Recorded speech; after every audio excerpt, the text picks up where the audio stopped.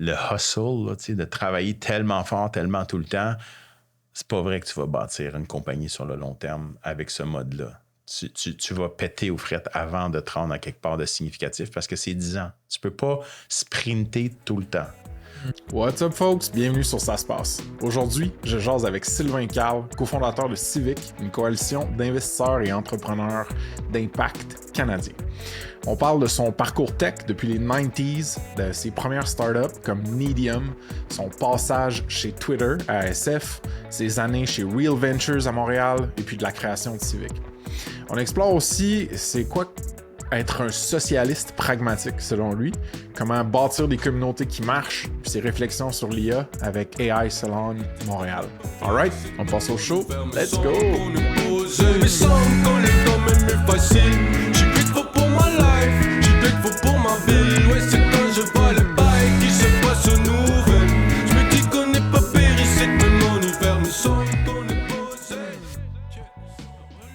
Sylvain Carle, bienvenue sur Ça se passe. Salut, très content d'être ici.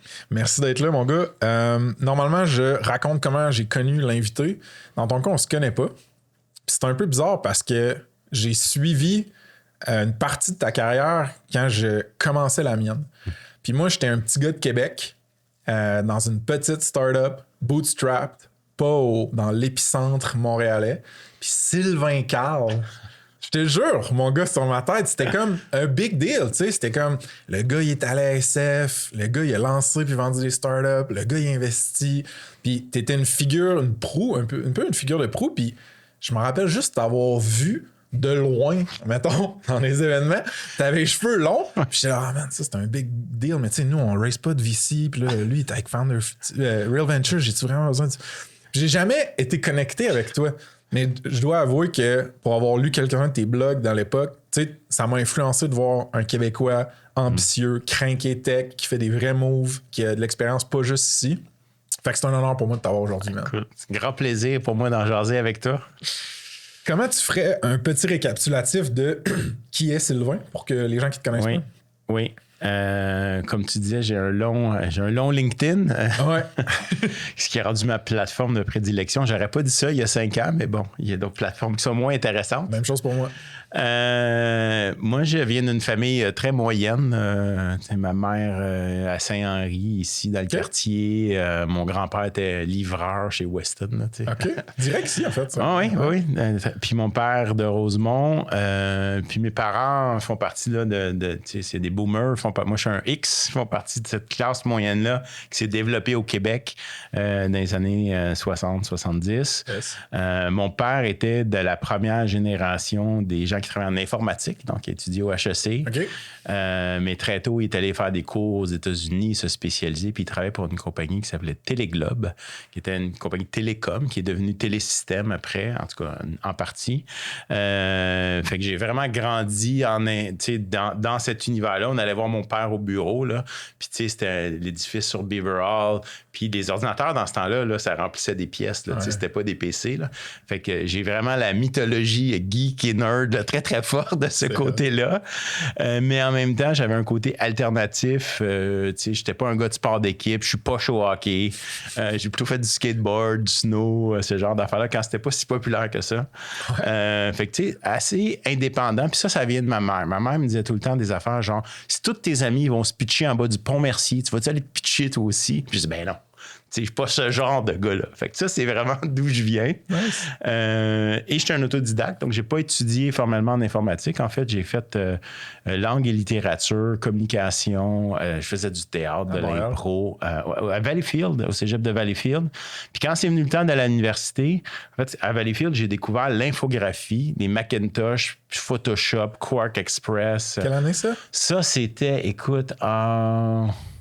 Nirvana, tu sais, comme... 90? Ouais, 90. Ouais. Genre, ouais. 89, 90, 91. J'ai resté plusieurs années au cégep, trop longtemps. J'étais pas bon à l'école parce que je fitais pas dans le modèle. Aujourd'hui, j'ai plein d'autres lectures. Probablement que je suis neuroatypique ou quelque chose comme ça qu'on dirait aujourd'hui. À l'époque, il n'y avait pas ces termes-là. Mais je me suis vraiment réalisé dans tout ce qui était le parascolaire. Fait que là, on faisait un journal étudiant. Puis en quelque part, c'était ma première business. Avec mon ami Alex, on vendait les pubs, on prenait les photos, on écrivait les textes, on montait le journal. Ça s'appelait Le Parailleur du Cégep de Valleyfield. Et on avait beaucoup de plaisir à faire ça. Après le cégep, j'ai voulu aller à l'université en infographie ou ce qu'on appelle multimédia à l'époque. Mm-hmm. Puis c'est juste 2 ans plus tard que l'UQAM a lancé son programme en com de multimédia. Fait que j'étais comme trop tôt pour ces affaires-là. Fait que j'allais faire une école privée. C'était des ex de l'UQAM qui étaient partis justement parce que l'UQAM bougeait pas assez vite. Puis ils avaient créé une affaire qui s'appelait ICARI, Institut de création artistique et de recherche en infographie. Mais pour vrai, c'était comme un vieux loft déglingué dans la rue Clark. Mais il y avait là-dedans des ordinateurs extraordinaires, des Silicon Graphics, des soft images. Fait que c'était ça ma formation professionnelle. Aux grandes dames de mes parents, je suis pas à l'université. Okay. Je suis allé me former là-dedans. Puis tous les profs, ce qui était vraiment cool, tous les profs étaient dans l'industrie. Fait que j'ai commencé à être pigiste, à faire des contrats, à travailler pour un, à travailler pour l'autre. Puis c'est comme ça que je suis tombé dans l'Internet. Un de mes profs, et je ne sais pas si je me souviens plus pour quelle raison, mais j'ai commencé à remplacer des profs parce que j'étais assez bon à l'école. J'ai commencé à remplacer des profs. Puis un de mes élèves, il dit « Hey, on monte des sites web, ça ne marche pas, c'est tout fucké.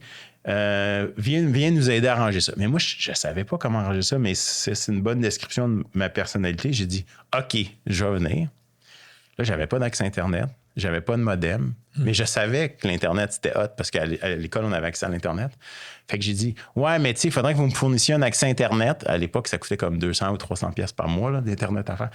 Puis j'étais allé m'acheter un modem. Puis là, j'ai fait 1 semaine de regarder le code des pages web parce que tu pouvais faire view source. Puis d'aller comprendre comment faire des pages web. Puis je me suis présenté comme consultant expert en site web avec 1 semaine d'expertise, mais personne n'est expert là-dedans. Fait que I figured it out, comme on dit. Puis parce que là, tu as déjà touché sur les 90s. Puis c'est un des sujets que j'aime bien geek out avec des invités qui ont plus d'expérience que moi. Mais avant qu'on creuse sur ça, je veux que tu me dises ton titre, mettons, puis ton rôle actuel. Je suis parti loin, hein? C'est bien parfait, man. On va aller dans toutes ces zones-là. Aujourd'hui, ce que je fais, je suis investisseur, donc depuis une dizaine d'années. Ouais. Donc, je me spécialise dans le capital de risque, avec ses bons et ses moins bons côtés. On pourra s'en parler. Et à temps partiel, j'ai parti une organisation à but non lucratif qui s'appelle Civic, qui rassemble les investisseurs d'impact. Donc, depuis 5 ans, je me spécialise vraiment là, dans un sous-ensemble de l'investissement qui est l'investissement d'impact. Puis Civic, c'est né de mes propres questions. Je voulais faire ça. Il y a quelqu'un qui m'avait parlé de ça. Quand j'étais chez Real Ventures, une de nos investisseurs, qui est Erika Barbosa à la Fondation McConnell, nous avait dit « Ce que vous faites chez Real Ventures, les gars, on pourrait dire que c'est de l'investissement d'impact pour certains de vos investissements. » Puis là, ça m'avait mis la puce à l'oreille. Puis là, j'ai continué à discuter de ça avec Erika. On avait fait un projet qui s'appelait le Laboratoire de l'économie du futur. C'est là que j'ai réalisé, mon Dieu, tu sais, tout ce que je sais en tech puis en innovation, au lieu de faire du ad tech ou du marketing tech, si je l'appliquais sur des sujets plus importants. Et puis là, c'est là que j'ai comme réconcilié toutes mes valeurs personnelles, environnementales et sociales, puis ma vie professionnelle. Puis de dire, non, tu peux faire les deux en même temps. Puis comme investisseur d'impact, c'est ça que je fais. Je cherche à aller investir, pas juste pour des retours financiers, mais vraiment pour dire, l'argent est un moyen pour accomplir des choses. Qu'est-ce que je veux qui arrive dans le monde? Qu'est-ce que j'aimerais qu'il soit accompli? Ben, on peut utiliser l'argent pour faire arriver ça. Fait que Civic, ça aide les investisseurs qui ont cette philosophie-là, qui ont cette approche-là. Fait que d'un côté, c'est comme un pot de miel. Ça attire plein d'abeilles qui se disent hey, « moi, ça m'intéresse cette affaire-là ». Puis de l'autre côté, ben, c'est un cercle d'apprentissage. C'est du peer learning. On partage.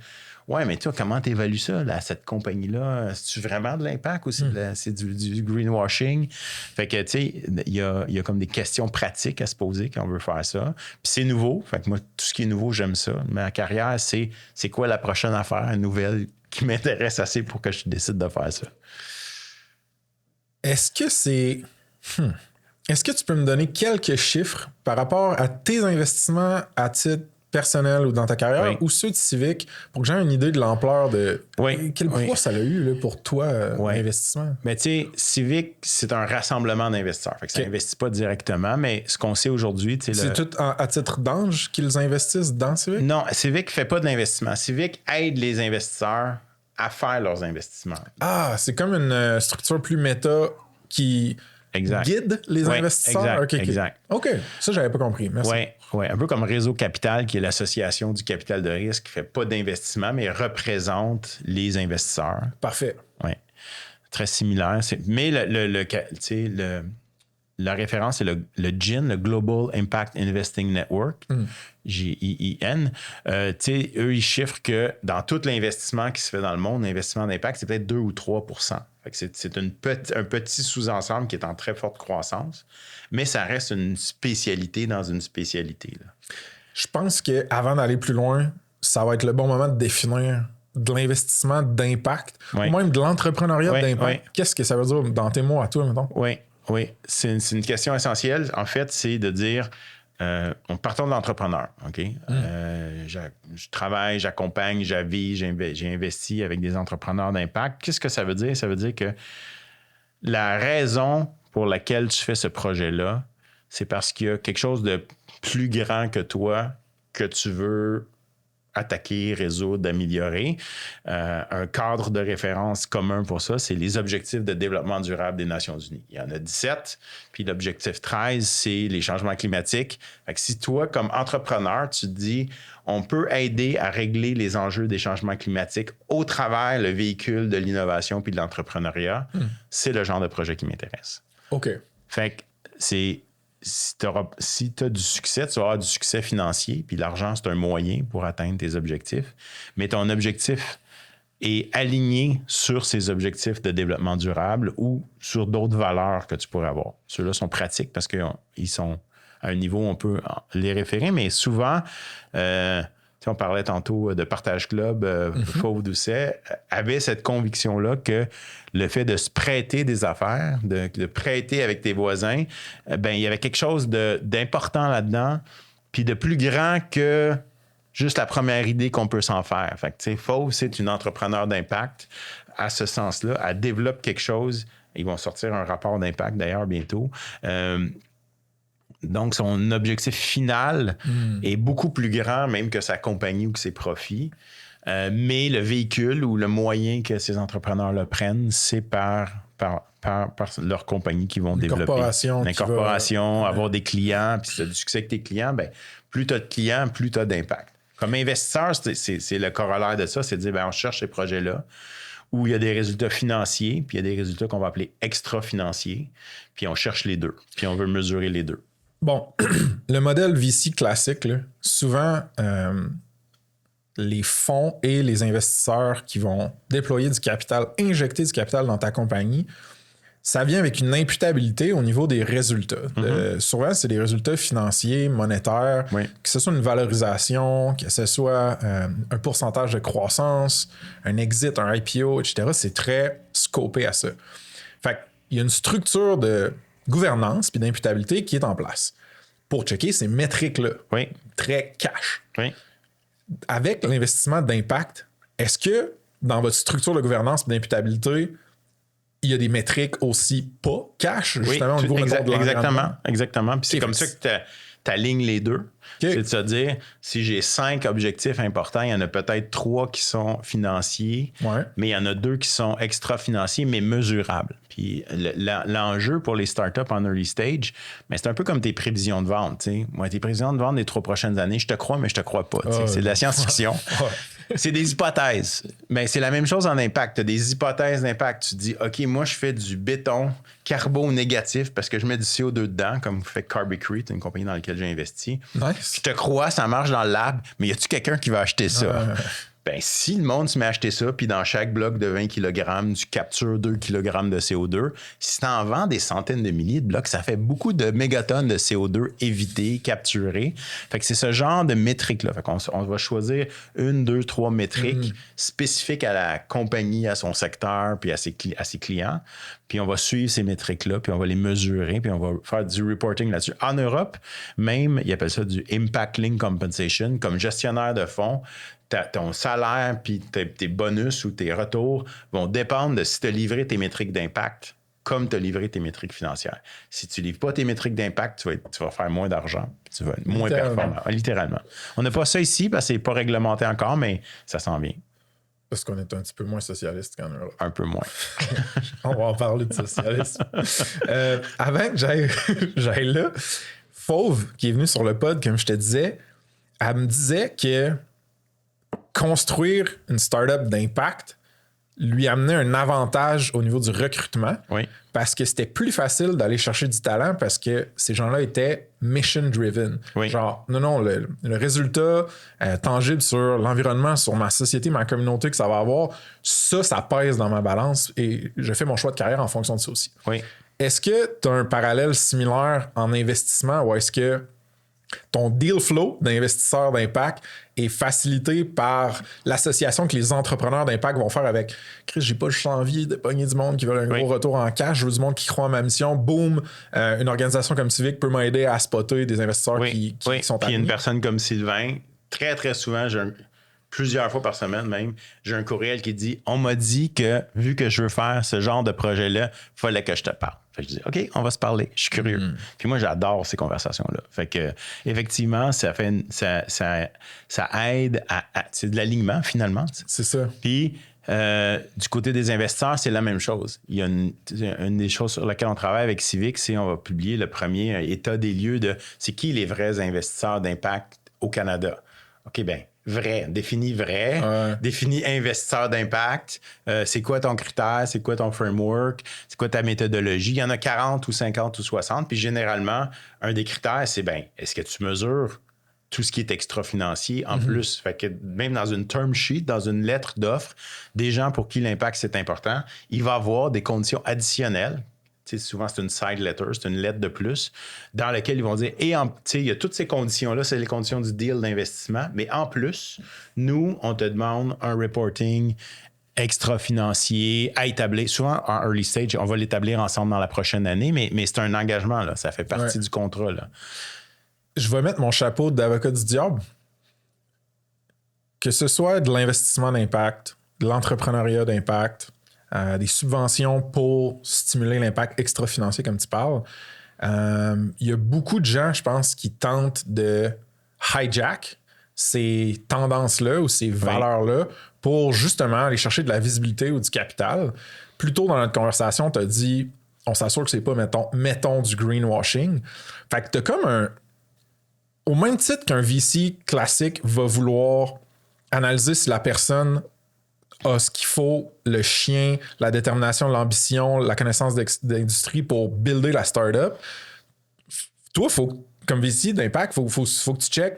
Chris, as-tu les valeurs à bonne place? Dans le fond, le fais-tu vraiment pour ces trucs-là ou c'est juste comme un hijacking de la Oui, puis ça fait partie de ton processus.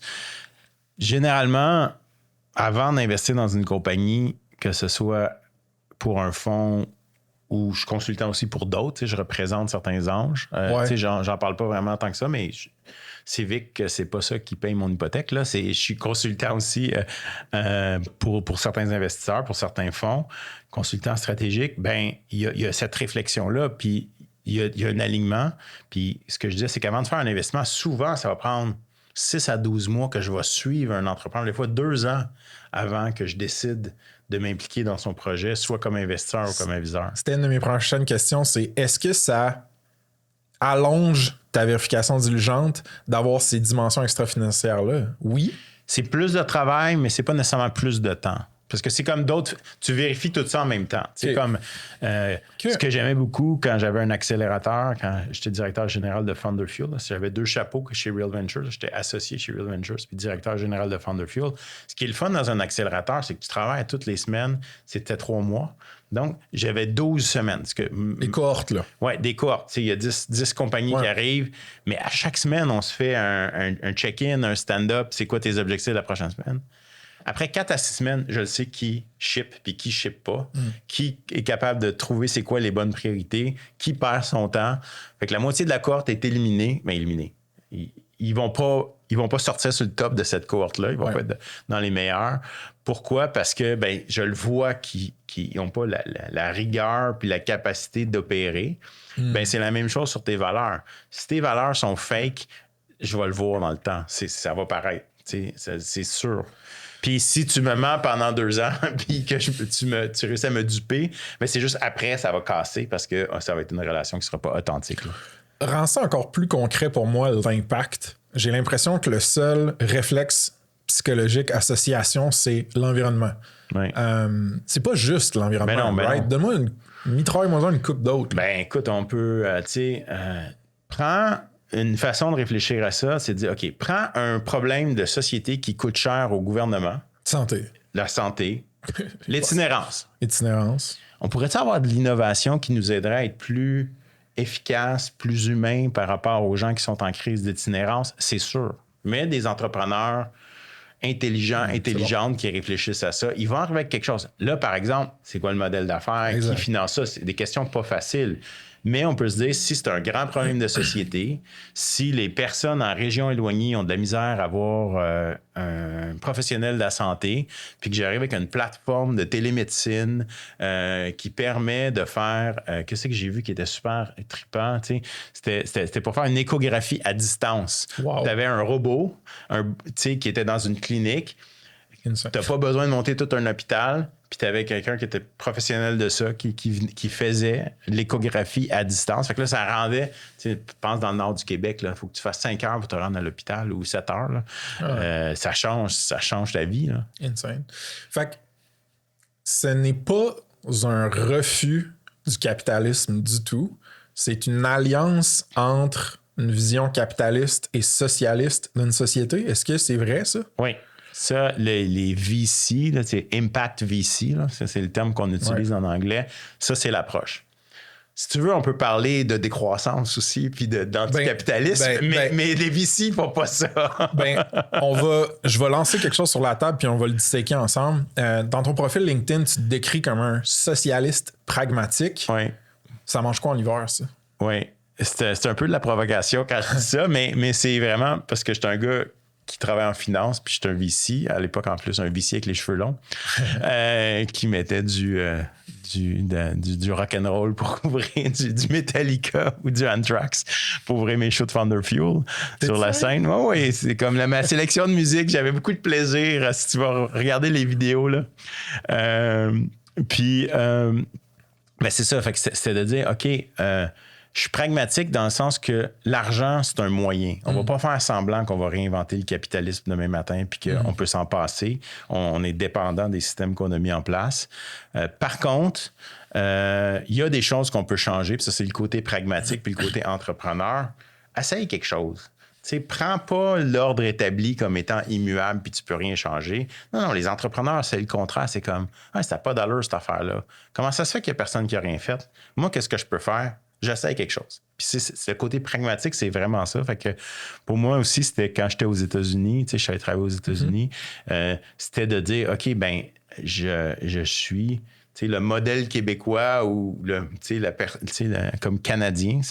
Je me suis senti Canadien quand je suis allé aux États-Unis, ce que je me sentais pas vraiment avant.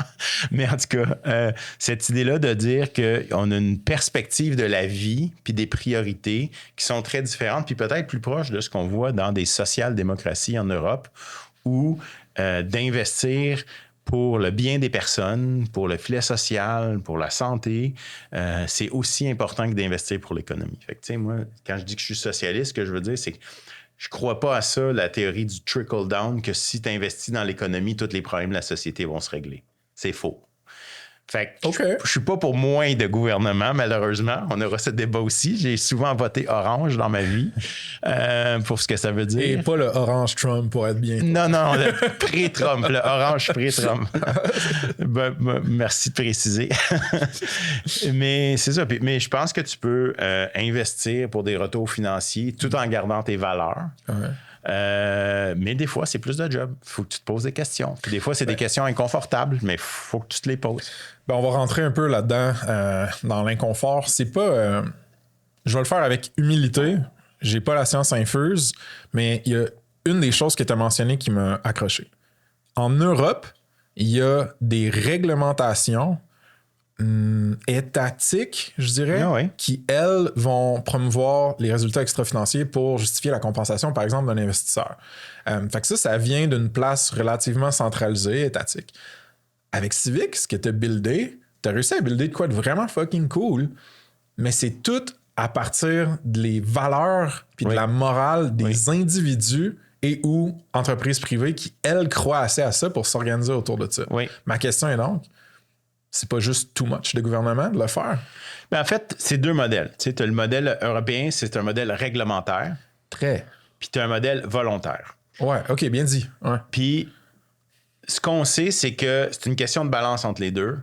Des fois, le volontaire, c'est pas assez. Si tu dis aux compagnies tabac, arrêtez de vendre plus de cigarettes puis de faire plus de profit, s'il vous plaît, pas sûr que ça va arriver.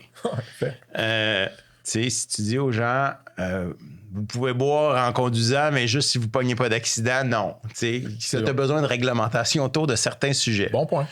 Fait que c'est vraiment une question de balance. Puis oui, effectivement, des fois, tu peux surréglementer. Puis là, ça va ralentir l'innovation, par exemple. Mais je pense pas que pour accélérer l'innovation au maximum, on ne devrait avoir aucune réglementation non plus. Fait que pour moi, c'est vraiment une question d'équilibre. Fait que je suis pas un gars d'extrême gauche. Clairement pas. Mais en même temps, je suis plutôt à gauche. Je me définirais même pas centre-gauche. Je suis un petit peu plus à gauche que ça, certainement. Là. Les personnes à gauche qui m'ont le plus inspiré dans mes discussions, c'est celles qui ont décidé de se prêter au jeu du capitalisme et de l'économie et de la croissance pour y injecter leur vision du monde et leurs valeurs. Pas celles qui se sont campées en terroristes contre le capitalisme. Là, je mets un mot pour le punch. Là, je pense. Non, mais c'est pas les antifas de ce monde là, qui m'ont impressionné maintenant. Ça aide-tu vraiment l'environnement de bloquer la circulation sur le pont Jacques-Cartier à l'heure de pointe? Ça fait les nouvelles, on en parle, mais ça change-tu quelque chose? Je sais pas, je pense pas. Mais tu as raison que ça, c'est mon côté un peu hacker, dans le sens que tu changes un système de l'interne bien plus facilement que de l'externe. C'est tellement bien. L'analogie avec le hacking de bonne foi, le white hat, c'est vraiment bon. Oui, puis tu as plus d'action en arrière du firewall.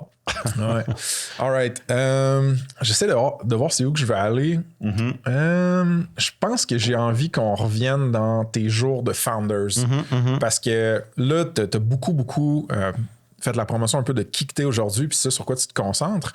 Mais tu as un parcours extrêmement riche.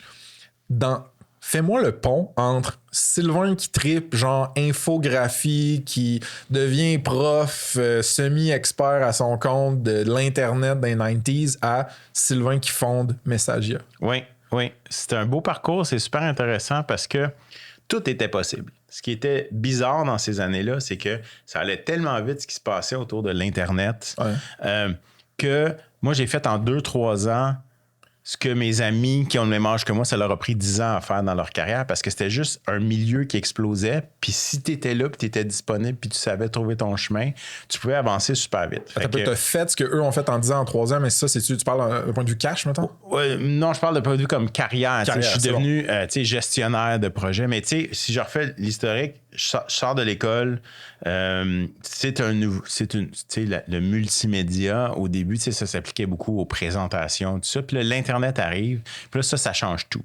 Pour moi, quand je découvre l'Internet, c'est comme, OK, je suis né pour ça, genre. C'est un nouveau monde. C'est un nouveau monde qui s'ouvre. C'est comme, moi, j'adore lire. Je suis un curieux insatiable. Puis là, je viens de trouver comme le livre qui n'a pas de fin. OK? Il y en a toujours plus si t'en veux plus. Fait que je tombe là-dedans. Puis là, je me rends compte que c'est pas si compliqué. C'est du code. Moi, je suis pas un super bon programmeur. Pour ça, probablement que je suis devenu gestionnaire. Mais je suis à cette époque-là où je comprends la technologie. Je comprends ce qu'on peut faire avec avant les autres, un peu. Puis, j'ai ce côté-là aussi où j'aime travailler en équipe. Fait que, je suis assez bon pour comme résumer, simplifier, organiser. Je pars une petite business de développement de site web avec les deux associés de la firme où j'avais été consultant. Ça s'appelait Lanicité à l'époque. Okay. Puis là, je fais ça 1 an. Puis on commence à faire des sites web. On fait le premier site web de Recycle Québec. Là, c'est les premiers sites web. Puis là, que ça soit de la recycle. Ça fit avec la fin. Ah oui, je savais pas à l'époque. C'était prédestiné. Mais là, à Montréal, il y a 2-3 boîtes de multimédia à l'époque qui prennent toute la place. Il y en a une qui s'appelle Intellia. Ça, c'est les deux frères Taillefer, Alexandre Taillefer. C'est sa boîte de consultation.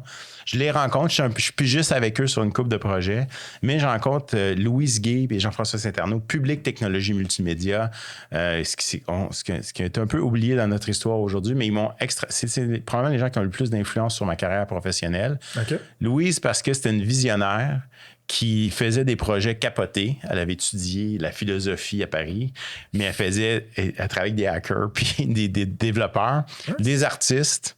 Puis j'aimais ça, ce mélange-là, tu sais, programmeur, hacker, artiste.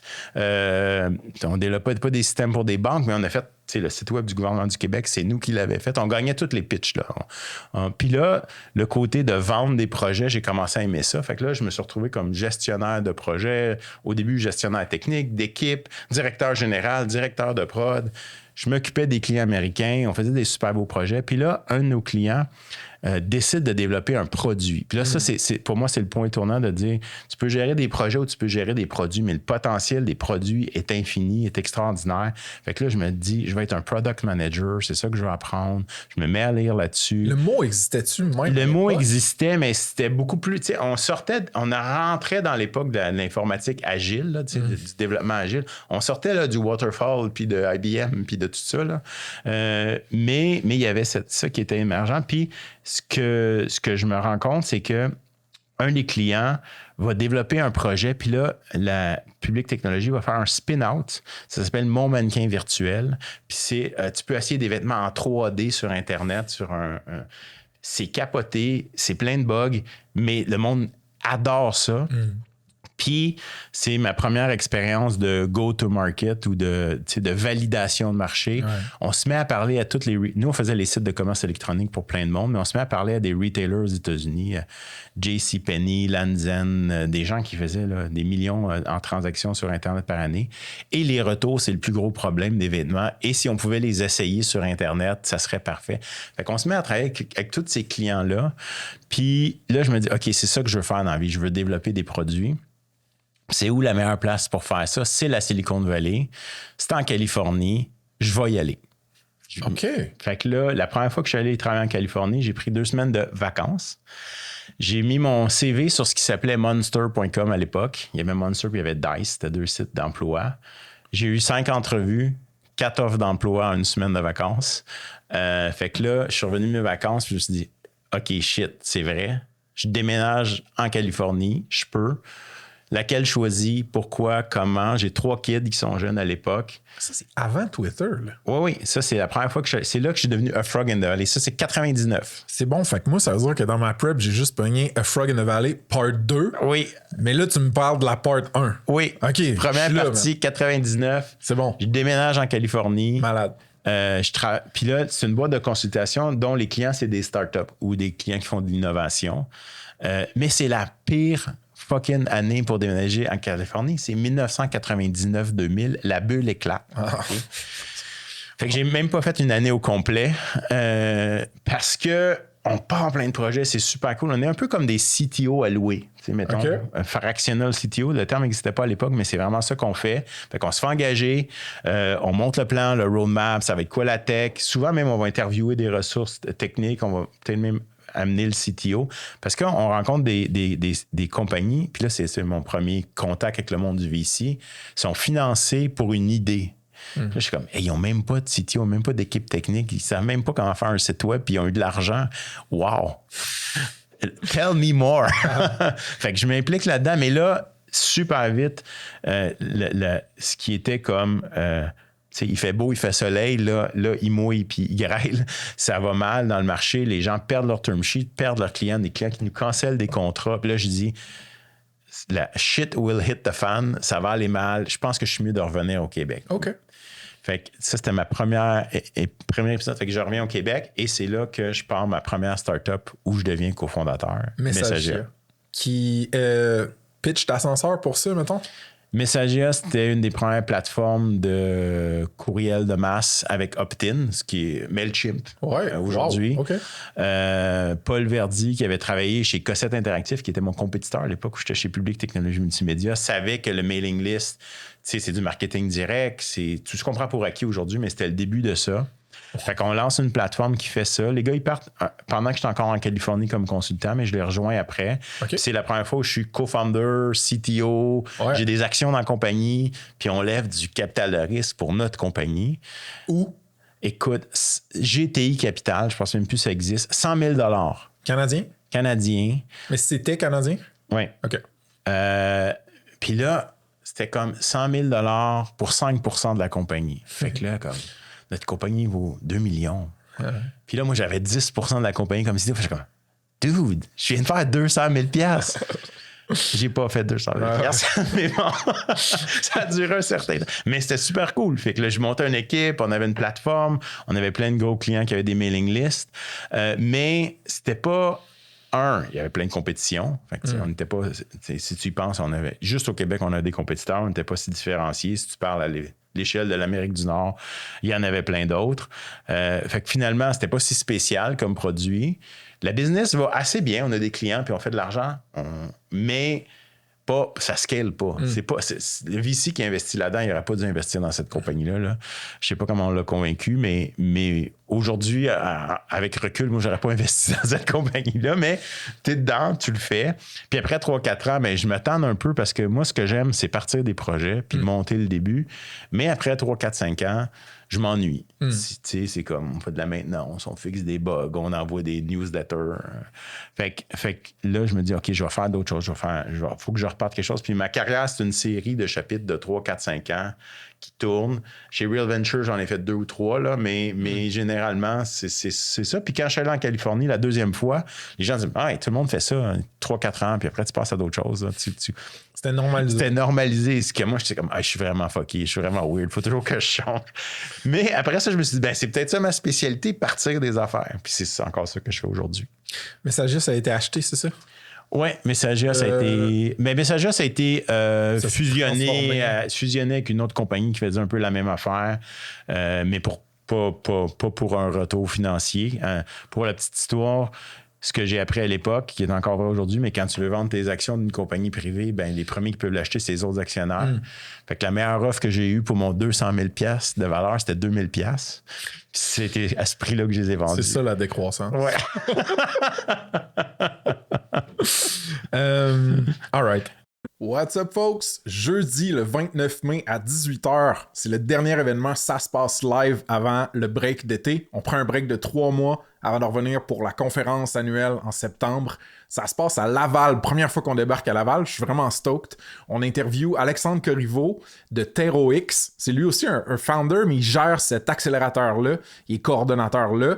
Puis on va explorer un peu c'est quoi les cohortes, le genre de maillage puis de synergie qu'il y a entre les startups de Laval, puis toute l'espèce de crowd corpo qu'il y a autour, le pont qu'ils ont aussi avec Plug and Play, un accélérateur de Silicon Valley.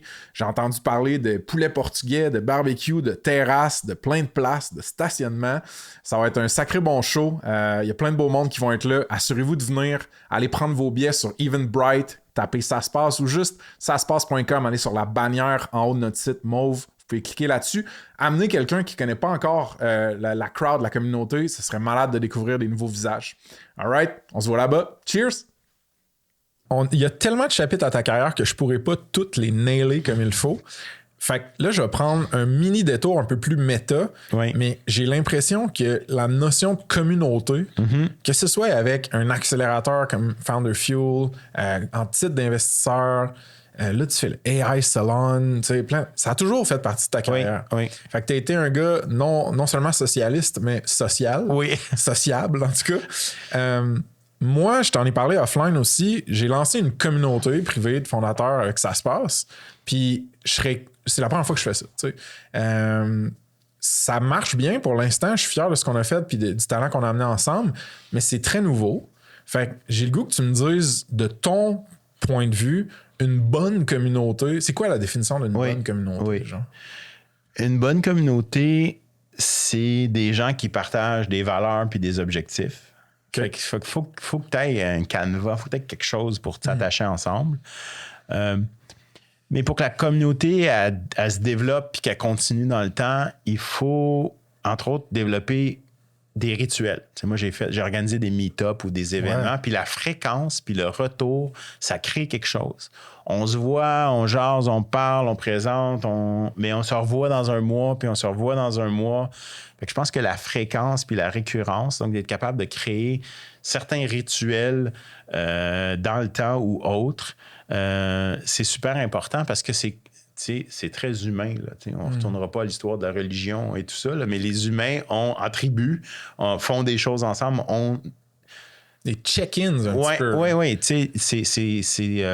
C'est de l'anthropologie, là, mais les humains aiment ça, de se rencontrer puis d'avoir des rituels. Puis si t'es pas habitué d'aller là, ben tu fais un peu comme tout le monde, puis là, t'embarques dans la gang.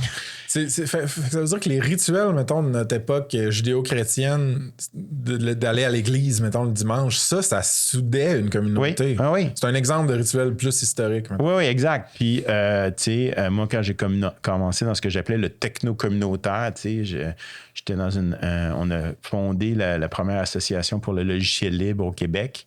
Au début, c'était Linux Québec. Fait qu'on se faisait des meet-ups, puis on faisait des hackathons, puis on se faisait des conférences.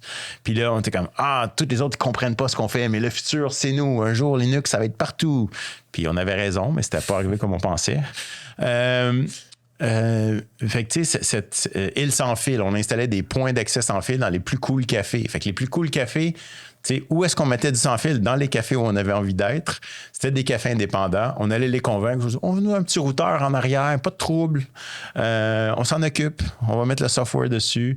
Puis, tu vois, les gens vont venir dans ton café. Bon, c'était avant que les gens restent 6 heures dans le café pour travailler.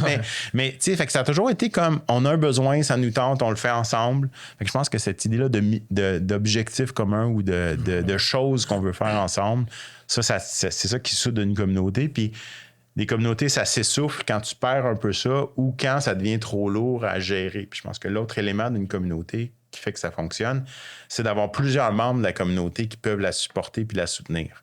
Si tu as juste une personne ou deux, ça va s'essouffler. Là, je te regarde. Mais c'est juste que j'apprends en même temps puis j'intègre ce que tu dis par rapport à ça se passe. Puis un des feedbacks qu'un des fondateurs dans notre petite communauté privée, on est une trentaine en ce moment. Puis tu sais, c'est pas ouvert. Là, ça, c'est une des questions que j'ai pour toi. C'est moi qui a fait la curation de tout le monde. C'est moi qui ai invité tout le monde personnellement. Souvent, j'ai fait des introductions. Puis une des choses qu'un des fondateurs m'a donné, une critique constructive, c'est Guillaume Simard. Il m'a dit, tu sais, Frank, c'est vraiment cool ce que tu as buildé puis le monde qui t'amène ensemble, mais c'est extrêmement important que ce soit pas toi la node centrale qui fait tenir 100% cette communauté-là. Tu veux des liens entre toutes les nodes satellites qui gravitent autour de toi, même au point de toi te retirer. Puis c'est des choses que j'apprends à le faire. Fait que ça résonne beaucoup ce que tu dis. J'ai une question pratico-pratique. Tu as parlé de rituels puis de fréquences. Nous, en ce moment, genre, moi, c'est mon best bet, là, ce que je fais, tu comprends? Genre, j'ai pas d'expérience. Fait on fait une table ronde mensuelle qui est un peu en formule hot seat. Ça, c'est virtuel. Puis sinon, on fait un meet-up privé présentiel, qui est d'ailleurs ce soir, fun fact, le premier, à chaque 3 mois, fait qu'à chaque quart. Qu'est-ce que tu as vu qui marchait en termes de type de rituel ou de fréquence de rituel dans tes communautés? Bien, ça dépend des communautés. Tu sais, je pense que faut que tu balances l'engagement des membres dans l'ensemble des autres choses qu'ils font. Exact. Tu sais, des entrepreneurs, tout le monde est occupé puis il n'y a pas assez de temps. Fait que si tu faisais ça trop souvent, tu brûlerais ton capital de sympathie probablement. Vraiment, en même temps, si tu le fais pas assez souvent, il n'y a pas assez de liens. Fait que, je pense que quelque chose à tous les mois ou à tous les 3 mois, c'est pas mal le plus long que tu peux avoir comme cycle. Intéressant. Puis peut-être que tu as des temps qui sont différents ou peut-être que tu vas rythmer ta communauté avec des événements spéciaux. Tu sais, comme une des choses que je fais depuis très longtemps, je suis sur le CA puis Startup Fest à chaque année. Oui, c'est vrai. Pour moi, ça rythme l'année Startup. Puis à chaque Startup Fest, on peut se dire d'où est-ce qu'on vient puis où est-ce qu'on s'en va. Puis une fois par année, c'est correct. Si on le faisait plus qu'une fois par année, ça n'aurait pas cette même fonction-là. Okay. C'est sûr que c'est le fun aussi. Là. C'est pas juste une question de perspective, c'est le fun. Mais cette idée-là de dire il y a des rituels plus longs, d'autres qui sont plus courts, puis il y a des communautés plus serrées, puis d'autres plus lousses. Parce qu'on peut pas être dans tant de communautés rapprochées que ça à la fois. Tu sais, comme humain, on a une limite là-dessus. Fait qu'il y a ça aussi. Souvent, les communautés qui sont trop grosses vont un peu comme des cellules, vont se fractionner en sous-cellules parce que quand tu es plus que Quand tu es 5-7 personnes, c'est facile. Quand tu arrives à 10-15, c'est d'autres choses. Quand tu es rendu à 25-50, ça change ça change ce qui se passe. T'sais, AI Salon, il y a comme 100 personnes, 150 personnes dans un événement. On ne peut pas faire parler tout le monde, là. J'ai 10 minutes de questions avec le micro ouvert pour la communauté. That's it. Mais ce 10 minutes-là, il est important. C'est pas juste ces trois-là qui pitchent, puis ce keynote-là, il y a comme, c'est ouvert aussi. Puis je pense que ça, c'est une des questions dans toutes les communautés. L'ouverture, c'est intéressant, puis ça amène plein de monde, mais ça a un coût, puis c'est difficile à gérer. Fait qu'il faut que tu gères l'ouverture. Puis des fois, c'est mieux d'être tout fermé, des fois, c'est mieux d'être tout ouvert. Des fois, c'est un peu entre les deux. Puis AI Salon, c'est un peu ça. C'est ouvert à tout le monde, mais il faut que tu t'inscrives. Puis, il y a un minimum de friction ou une petite barrière à l'entrée pour filtrer ou pour... Oui, ben pour filtrer, mais aussi pour comprendre notre communauté. Parce que quand tu pars avec un groupe de 150 personnes, c'est qui, ils font quoi, c'est quoi leur intérêt? Bon, ils viennent tous au AI Salon, l'intelligence artificielle, ça les intéresse, mais encore. C'est quoi AI Salon? C'est un événement mensuel qui rassemble la communauté de l'intelligence artificielle. Ça a commencé dans d'autres villes. Puis c'est l'automne passé, mon ami Claude Théoret, il reçoit un message d'une de ses connaissances à San Francisco qui dit « Claude, comment ça se fait qu'il n'y a pas de AI Salon à Montréal? Il y en a dans comme 30 villes. Il me semble qu'il y a une communauté AI à Montréal. » Puis là, on se regarde et on dit « Oui, mais non. » Il y a plein d'activités autour de l'intelligence artificielle, mais c'est quoi la communauté d'intelligence artificielle? C'est-tu Mila, le centre de recherche? Oui, mais non. Où il y a une communauté là, et il se passe plein d'affaires là. Est-ce que c'est NextAI, les startups en AI? Oui, mais non, parce que c'est pas tout le monde qui fait partie de ça. Qu'est-ce qui est grassroots? Puis qu'est-ce qui est, moi j'appelle ça l'esprit de la maison Notman. Qu'est-ce qui est ouvert à tous, un peu chaotique, mais le fun? Fait qu'il n'y a pas comme trop de barrières à l'entrée. Il faut juste que tu te rendes puis que tu le trouves. Puis les gens là sont accueillants. Puis qu'est-ce que ça va donner? Bien, on verra. Puis nous, on avait 3 objectifs. Le fait de faire quelque chose qui est local dans un réseau international, moi, je trouve que c'est important pour Montréal de se connecter à ce qui se passe ailleurs. Oui, aux autres grosses nodes. Oui, être meilleur. Ça nous aide à être meilleurs nous-mêmes, puis ça nous informe de ce qui se passe ailleurs, mais ça nous permet aussi de nous diffuser puis de nous projeter. En termes d'investissement, je trouve qu'il faut stimuler l'investissement dans nos startups ici. Puis une façon de faire ça, c'est d'aller chercher de l'argent ailleurs. Fait que l'idée d'être dans un réseau où on peut syndiquer des deals entre les différents chapitres de AI Salon. On enregistre tous les pitchs. Ils sont diffusés sur la plateforme des AI Salon. Les autres investisseurs peuvent les voir.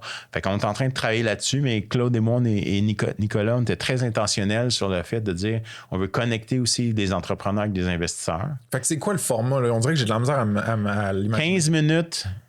C'est quoi l'idée, le sujet du mois? Un peu freestyle. Le premier, c'était Jean-Simon Venn, CTO de Brainbox, qui parle de leur acquisition. Hier, on avait Cassie Réaume qui parlait des femmes en AI. Fait que, tu sais, thématique, 10-15 minutes. Après ça, 3 pitchs. Les startups appliquent, nous, on en choisit 3. Celles qu'on pense qui sont le plus proches d'être prêtes à lever une ronde de financement en termes de maturité.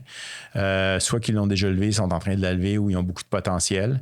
Puis après ça, on fait 10 minutes les gens ils peuvent poser des questions ou de faire des demandes à la communauté. Ça, j'ai appris ça dans les communautés open source. OK. Puis après ça, networking. That's it. OK. Qu'est-ce que ça veut dire demande à la communauté? Donne-moi un exemple. Hier, salut, je suis une chercheur en AI, je suis une data scientist, j'arrive de Boston. Ça fait 2 mois que je déménage à Montréal. J'aimerais ça rencontrer des founders qui travaillent sur de nouveaux projets. Penses-tu qu'il y a du monde qui sont allés par l'après? You bet. Ouais. Nous, l'équivalent, mettons, dans la petite communauté, ça se passe. On a un channel Slack qui est plugs, mettons, puis c'est genre, hey, j'ai un ask ou quelque chose, puis tu peux avoir accès à ça. Qu'est-ce que tu penses de. Je vais m'ouvrir à la critique, OK? Pour que tu puisses me critiquer. Il y a plusieurs communautés auxquelles j'ai été exposé qui étaient très ouvertes et très top-down. C'est-à-dire que des intérêts, soit d'OBNL, de gouvernement ou de compagnies privées, étaient un petit peu derrière l'organisation d'une communauté donnée. Puis ça faisait des trucs cool, des trucs moins cool. Puis c'était très volumineux à cause de l'ouverture, pas vraiment de barrière à l'accès. Moi, j'ai fait l'inverse. Ça se passe, j'ai même extrêmement l'inverse. J'ai fait, ça va être bottoms up, c'est grassroots, c'est un individu, une compagnie privée, ça se passe. C'est extrêmement curated, c'est-à-dire que c'est sur invitation seulement. Ça va rester, puis ça va être une densification, mettons, du talent, puis de la valeur, puis des intérêts des gens qu'il y a là-dedans pour que, je sais pas, les apprentissages, les échanges, les deals même ait plus de vélocité au sein de la communauté. Qu'est-ce que tu penses de ça, mettons, que je l'avais fait de même? Genre? Ouais, mais je pense que, tu sais, selon tes objectifs, puis ce que tu veux accomplir, c'est un format qui peut servir ça. T'sais. Fait que moi, je pense que le format puis la manière de le faire doit toujours servir tes objectifs, mais celle de ta communauté. Ouais. Puis comme un peu un logiciel, quand tu designes une interface sur ton logiciel, c'est-tu plus compliqué? C'est un command line, c'est pas pour tout le monde, ou c'est click, point and click, mais c'est un peu plus pour tout le monde. Fait que je pense que les communautés, puis on fait partie de plusieurs communautés, c'est pas exclusif. Moi, je suis dans 20 ou 25 communautés. Il y en a que je vois pas souvent. Il y en a que j'organise moi-même. Il y en a que j'ai passé à d'autres mondes. Mais cette idée-là de dire la communauté est rassemblée autour d'intérêts communs, c'est de là que ça vient le mot, et on avance ensemble avec ces intérêts communs-là. Puis à un moment donné, si tout avance plus, ben, tu la laisses continuer, cette communauté-là. Mais si c'était important, puis je reviens à ce que tu disais par rapport à distribuer la gestion ou le maintien de cette communauté-là, c'est une question que tu peux te poser, puis peut-être que c'est une question d'âge. Là. Je suis rendu dans la cinquantaine, mais moi, je suis content de partir quelque chose, de m'en aller, puis que ça continue, puis d'y retourner de temps en temps. T'sais, les CTO Meetup, j'ai parti ça il y a 10 ans. C'est mort pendant la COVID. Puis là, il y a Benjamin puis une couple d'autres personnes qui l'ont repris. Puis je suis super content de ne pas les organiser parce que c'est de la job, mais d'y aller, puis d'avoir du fun, puis d'en profiter quand ça arrive. Tu sais, tu as été présent à certains des événements Ça se passe. Tu as fait un shout-out à Ça se passe, je pense, un moment donné sur LinkedIn par rapport à la quantité d'entrevues qu'on avait faites. Tu as comme participé à disons, appelons ça l'écosystème, pas juste la communauté privée sur Slack que je parlais. Tu es dans le space depuis 10 fois plus longtemps que moi. Qu'est-ce que tu penses que je pourrais faire pour améliorer l'impact de Ça se passe sur notre écosystème de tech au Québec? Oui, bien la question qu'on peut se poser, c'est qu'est-ce qui manque dans notre écosystème? Qu'est-ce qu'on a plus, puis qu'est-ce qu'on a moins, puis qu'est-ce qu'on essaie d'accomplir? Et moi, je pense que on a beaucoup investi dans les OBNL aussi, puis autres, mais là, quoique ce budget-là vient d'être coupé sérieusement dans le dernier budget, là. C'est un autre podcast au complet, mais on a beaucoup investi dans partir des compagnies. Donc, dire, est-ce que les gens, ils deviennent entrepreneurs puis ils commencent quelque chose, tu sais, le business canvas, ton idée, ton premier prototype. Ça, si tu veux faire ça, il y a comme 25 places où tu peux aller, puis 50 communautés au Québec. Là. Bon, il y en a qui vont dire que c'est trop. Moi, je trouve pas que c'est trop, mais ça, c'est une autre question aussi. Mais de parler avec d'autres entrepreneurs en privé sur des questions que tu veux pas parler sur la place publique, on n'en a pas assez des communautés comme ça. Puis c'est ça que moi, j'ai fait. Oui, puis il y en a, à ma connaissance, il y en a peut-être 25 ou 50 des communautés comme ça, sont en dessous du radar, mais quand tu parles à quelqu'un qui est là-dedans, il va te dire comment ça a beaucoup de valeur. T'sais, moi, j'ai parti de mes premières communautés d'entrepreneurs, on appelait ça les Montreal Tech Breakfast. L'année où on a levé notre premier million avec Medium, ça s'appelait Praise à l'époque, je pense qu'on était 5 compagnies en tech, plateforme tech Internet à Montréal. Puis là, on s'est dit, on doit parler au même VC, on doit avoir les mêmes term sheets, on doit avoir les mêmes enjeux, on devrait s'en parler. Puis là, après ça, tu as mon ami Laurent qui part une autre business qui dit « Sylvain, tu veux-tu regarder ma term sheet avec moi? » Oui, j'ai demandé à mon avocat, mais il me coûte je ne sais pas combien de l'heure. Explique-moi un peu comme ces 2-3 affaires-là, qu'est-ce que ça veut dire pour moi. Fait que l'expertise puis la connaissance plus pointue que tu peux partager plus en petits groupes ou en one-on-one ou en groupe de 5 ou de 10, ça, c'est super important. Puis ça, je trouve qu'on n'en a pas assez. Puis en quelque part, quand je me dis, si je repartais quelque chose, ça serait quoi? Ça serait peut-être d'avoir une visibilité puis de connecter ces communautés-là puis de les faire qui sont plus autoportantes puis qui ont plus de chances de succès puis de continuer parce que je pense que c'est crucial. Ces petites communautés privées-là, elles existent dans tous les écosystèmes matures. Puis, ça fait pas si longtemps. Il y en a toujours eu, mais je pense que la réalité, c'est que si tu veux scale up ce qui se passe ici au Québec, ben, tu en as besoin de 100 communautés comme ça, de 5 à 25 entrepreneurs par communauté. Là. Parce qu'on n'a pas nécessairement de problème de lancer des compagnies, mais de l'envoyer en dehors du stade, de faire des coups de circuit, c'est plus difficile? Ah oui, puis la 4, 5, 6e manche, là, quand tu mets un lanceur de relève, puis c'est un nouveau CEO qui rentre dans ta compagnie, qui veut parler de ça comme si de rien n'était sur un podcast? C'est tough, ça, quand ça arrive. C'est vraiment tough. Mais il faut que tu en parles. Si c'est toi qui se demande si tu es encore, si toi qui continues à être lanceur, ou si c'est toi la personne qui dit comment je rentre dans cette compagnie-là pour les aider, mais je suis pas co-founder. Mais c'est un des insights de toutes les discussions que j'ai eues dans la première année de Ça se passe qui m'a amené vers... Au début, mon nom de code pour ça, c'était Ça se passe à huis clos. Parce que je me dis, j'étais là... Moi, j'ai comme une capacité quand même à générer un peu de vulnérabilité chez l'autre. Je m'ouvre tellement que le monde s'ouvre. Puis la quantité de sujets que je me disais... Calisse, man, cette personne-là, elle peut pas parler avec personne d'autre que d'autres founders ou d'autres entrepreneurs parce que, genre, le monde va pas comprendre. Puis c'est pas de la mauvaise foi ou quoi que ce soit, c'est juste, je comprends pas ta réalité ou je lis mal tes douleurs. Genre, j'associe, mettons, tes problèmes à de la vantardise ou à du privilège ou à. Tu sais, des fois, c'est comme Chris, si je pourrais exit, comment je les optimise mes taxes, là, genre. Puis tu sais, ou genre, hey, la business va pas bien. Va falloir que je crisse du monde dehors. Comment je fais pour choisir qui que je crisse dehors? Tu fais pas un post LinkedIn pour ça. Là. Tu m'en parles pas sur le podcast. Fait que j'ai voulu designer un space où est-ce qu'on peut avoir ces conversations-là. C'est super important. Oui, puis un, de se dire, OK, il y a ces questions-là. 2, de chercher des réponses ensemble. Puis, tu sais, Civic, c'est un peu ça. Je me dis, hey, je commence quelque chose de nouveau. Je veux bien le faire. L'investissement d'impact. Qui se pose des questions? Puis là, c'était comme à qui je devrais parler? Puis c'est un peu la même chose. Puis il y a cette notion-là de petit groupe privé. Puis je pense que tu peux faire les deux. Tu peux avoir des petits... 100%. Du privé, puis un 2e degré à ces groupes-là. Ouais. Puis tu peux avoir du présentiel, puis tu peux avoir des plateformes numériques. Tu sais, une des affaires que j'ai pas faites encore pour Civic, mais c'est par qui je suis puis tout ce que j'ai fait dans ma vie. C'est sûr qu'il va y avoir une plateforme quelque part. Je suis pas rendu. J'ai comme mis les priorités puis le développement dans un certain ordre pour plusieurs raisons. Mais je vais pas faire une communauté qui a pas une présence numérique, un membership, des forums. Sous quelle forme, on verra, mais c'est un complément essentiel, tu sais.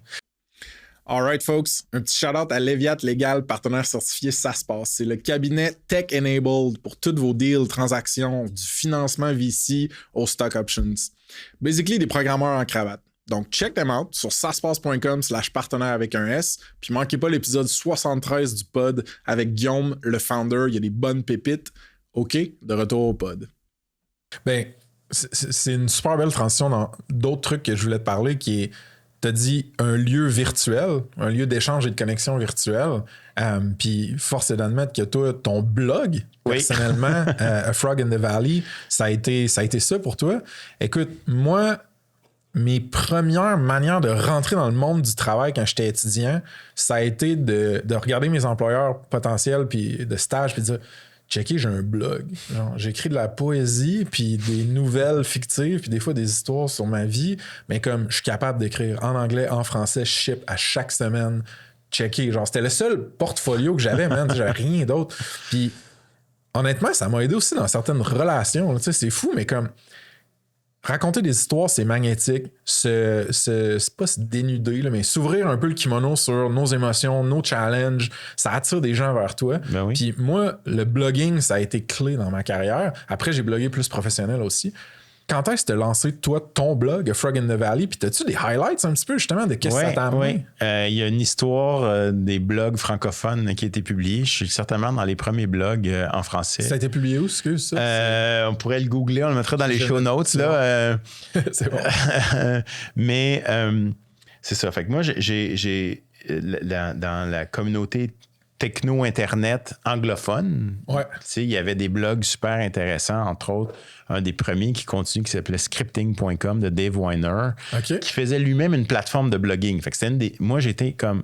Tu bloguais, mais il y avait des plateformes, puis moi, je m'intéressais aux plateformes. Fait que, tu sais, j'ai fait la première traduction de Movable Type en français. J'ai contribué à ça. C'est un genre de CMS, ça, Movable Type? Oui, Movable Type, c'est un des premiers engins de blog. Là. C'était mes amis chez X-Media à Québec qui faisaient des projets avec Movable Type. J'avais contribué avec une version toute traduite en français. Après ça, je suis tombé dans WordPress. Puis là, tu pouvais contribuer dans WordPress. J'ai organisé les premiers WordCamp à Montréal. On a fait venir Matt Mullenweg à Montréal. Ouais, Es-tu sérieux? il y avait il y a des employés de WordPress qui travaillaient à Montréal de toute cette époque-là. T'as-tu contribué à l'open source de WordPress, du projet WordPress? Oui, il y a des bouts de code quelque part, c'est sûr, notamment autour de tout ce qui était l'internationalisation. Puis moi, j'étais fasciné par tous les tags, puis pas juste, tu sais, je trouvais que les catégories c'était trop fermé. Fait que, puis même qu'on développait ma compagnie Praise, on développait des plugins WordPress. Là, j'avais trouvé Stéphane Dory qui travaillait, qui était un développeur de WordPress. Je l'avais engagé dans ma compagnie parce qu'on développait une partie de notre engin, c'était en WordPress. C'est quoi Praise, là? Praise, c'était les pages jaunes 2.0, on pourrait dire. Mon ami Sébastien Provencher, cofondateur, était aux pages jaunes. Puis il avait bien vu que les pages jaunes n'étaient pas super bons sur Internet. Les pages jaunes, ils répondaient à la question « Qu'est-ce que tu fais où? » Fait que l'activité puis le lieu. Fait qu'on s'est dit, le problème dans les pages jaunes, c'est que quand tu cherches un restaurant de pizza à Montréal, mais quel choisis? Il y en a tellement. C'est celui qui s'appelle AAA Pizza parce qu'il est en haut de la liste dans imprimé. Ou la bonne place de pizza italienne, là, c'est laquelle? Fait que la thèse de Sébastien, c'était que c'était le début de Facebook, puis les blogs. Les médias sociaux, c'était le prochain query. Fait que si Google avait mangé la recherche, l'intention, tu l'exprimais dans les médias sociaux et tu pouvais percevoir l'intention pour matcher avec les commerces ou les, la transaction, peu importe le service qui t'intéressait. Fait que notre premier engin de blog, c'était un engin de monétisation pour les blogueurs, puis ça te permettait de monter tes propres pages jaunes à toi. Puis à l'époque, notre premier gros client, c'était Treehugger, un site d'activistes environnementaux. Fait que le meilleur restaurant à Montréal était probablement plus comme... C'était pas Moishes, là, c'était pas les steaks. C'était plus le restaurant vegan super cool sur Saint-Laurent. Fait que chaque communauté, les résultats étaient triés selon les gens dans la communauté. Puis le slogan, c'était « Trust your tribes ». Fait que les gens qui te ressemblent, avec qui tu as des affinités, vont te faire des meilleures recommandations. Fait que c'était comme entre... les pages jaunes, puis Foursquare, à l'époque, ceux qui se souviennent de Foursquare, où tu faisais des check-ins dans des places. Puis il y a plein d'idées qu'on a eues avant Foursquare, mais Foursquare les a shippées puis les a faites mieux que nous. Fait que je leur donne le crédit. Mais c'était ça, c'était de dire, OK, c'est une plateforme Internet. Puis on achetait des données, on avait tous les listings, on a les restaurants. Puis ça... c'est devenu un idiome. Après 2 ans de Praise, qu'on s'est rendu compte, c'est que le marché n'était pas bon. Les blogueurs n'avaient pas d'argent, puis on leur ramenait pas assez de revenus. Notre cofondateur, Harry Wakefield, avait un blog Moco Loco qui était sur le design moderne et contemporain. Il faisait comme 6 chiffres par année en pub sur son blog. C'était un des rares blogueurs professionnels que je connaissais. Fait qu'avec Harry, Sébastien et moi, on avait parti Praise. Mais c'est un cas classique de gars qui développent leurs produits trop longtemps, qu'ils sortent trop tard, en avance. On était content d'avoir 1000 users, mais on avait juste 1000 users. Là, ça a pris des centaines de milliers de users pour que ça marche, notre affaire. Fait que ça a été une belle plateforme, mais après 2 ans, puis on avait 2 millions sur cette compagnie-là, on dit, OK, ça marche pas. What's next? Puis là, Sébastien dit, c'est Twitter. Le futur, là, c'est la boîte, c'est le status update de Facebook, c'est Twitter, c'est ça le futur. Puis l'idée de Sébastien, c'était de dire, Medium, c'est de need medium. C'est de dire, OK, nous, on a toute l'information sur la géolocalisation, les intentions. Quand tu tweets, t'exprimes une intention. Puis, en plus, vu que c'est juste 140 caractères, c'est condensé. Fait qu'on est capable d'analyser super bien. C'est un condensé d'intention. Fait que là, à l'époque, j'avais fait un talk que j'avais donné en Californie avec Tim O'Reilly, la fois où Tim O'Reilly m'a cité puis m'a tweeté. C'était le highlight de ma carrière. Non, mais... De O'Reilly Media? Oui. C'était comme vraiment mon maître à passer à l'époque. Là, j'aimais beaucoup ce qu'il faisait. Il est encore sur SlideShare, ton talk, je pense. Oui, c'est vraiment... C'est comme... ce qu'on avait sorti, c'est... chaque jour, à Londres, 50 personnes s'embarrent en dehors de chez eux. Puis là, on avait sorti les stats. Puis à Montréal, il y en a 20. Puis à New York, il y en a 200. Et donc, c'était un serrurier. Tu veux le savoir, ces affaires-là. Puis, c'était super intéressant parce que cette thèse-là était vraie de Sébastien, mais on n'a pas trouvé le marché puis le modèle pour... Tu sais, on était vraiment tôt. Mais les gens de Twitter, mon autre claim to fame, c'est qu'ils ont ouvert la plateforme pour les développeurs. Puis moi, je checkais ça. Puis... moi, tu sais, dans l'API Twitter, j'ai le premier développeur ID externe, c'est moi le numéro 1. T'es sérieux? J'étais comme, wouh! Insane. J'ai su ça quand je travaillais chez Twitter après. Insane. Mais, fait que là, on développait avec les données de Twitter. Puis là, écoute, mon Colin, qui était mon lead développeur, à l'époque, il contribuait à un projet open source qui s'appelait Elasticsearch, que personne ne connaissait. Il est allé travailler là après. Mais on utilisait Elasticsearch, puis on indexait comme 1 milliard de tweets par jour, puis on extrayait tous les tweets qui avaient de la valeur commerciale. Ouais. Puis on revendait ça à ceux qui pourraient vendre aux gens. Tu sais, fait que c'était comme un modèle de Ads API de Twitter. Qui payait pour ça? Ben, le serrurier, C'est bon. le restaurant. On avait un restaurant de poutine que si tu tweetais poutine, il te répondait. Puis, ce qu'on avait dit, c'est que c'est un média social, puis on va pas te mettre une pub, on va te répondre. Fait que le hack social, c'est-à-dire, on va te répondre. Fait que on avait engagé des gens pour répondre. Ça scalait zéro.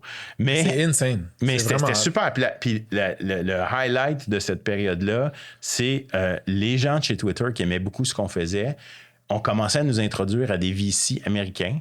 OK. Fait que après, on a fait 2 rondes avec Praise, puis après, on a fait 2 rondes avec Nidium. Mais honnêtement, une de mes erreurs, on aurait dû fermer Praise, puis juste repartir Nidium après. Mais ça, c'est une autre histoire. Mais quand on a parti Nidium, je l'ai montré à mes contacts chez Twitter. C'est écœurant ce que vous faites.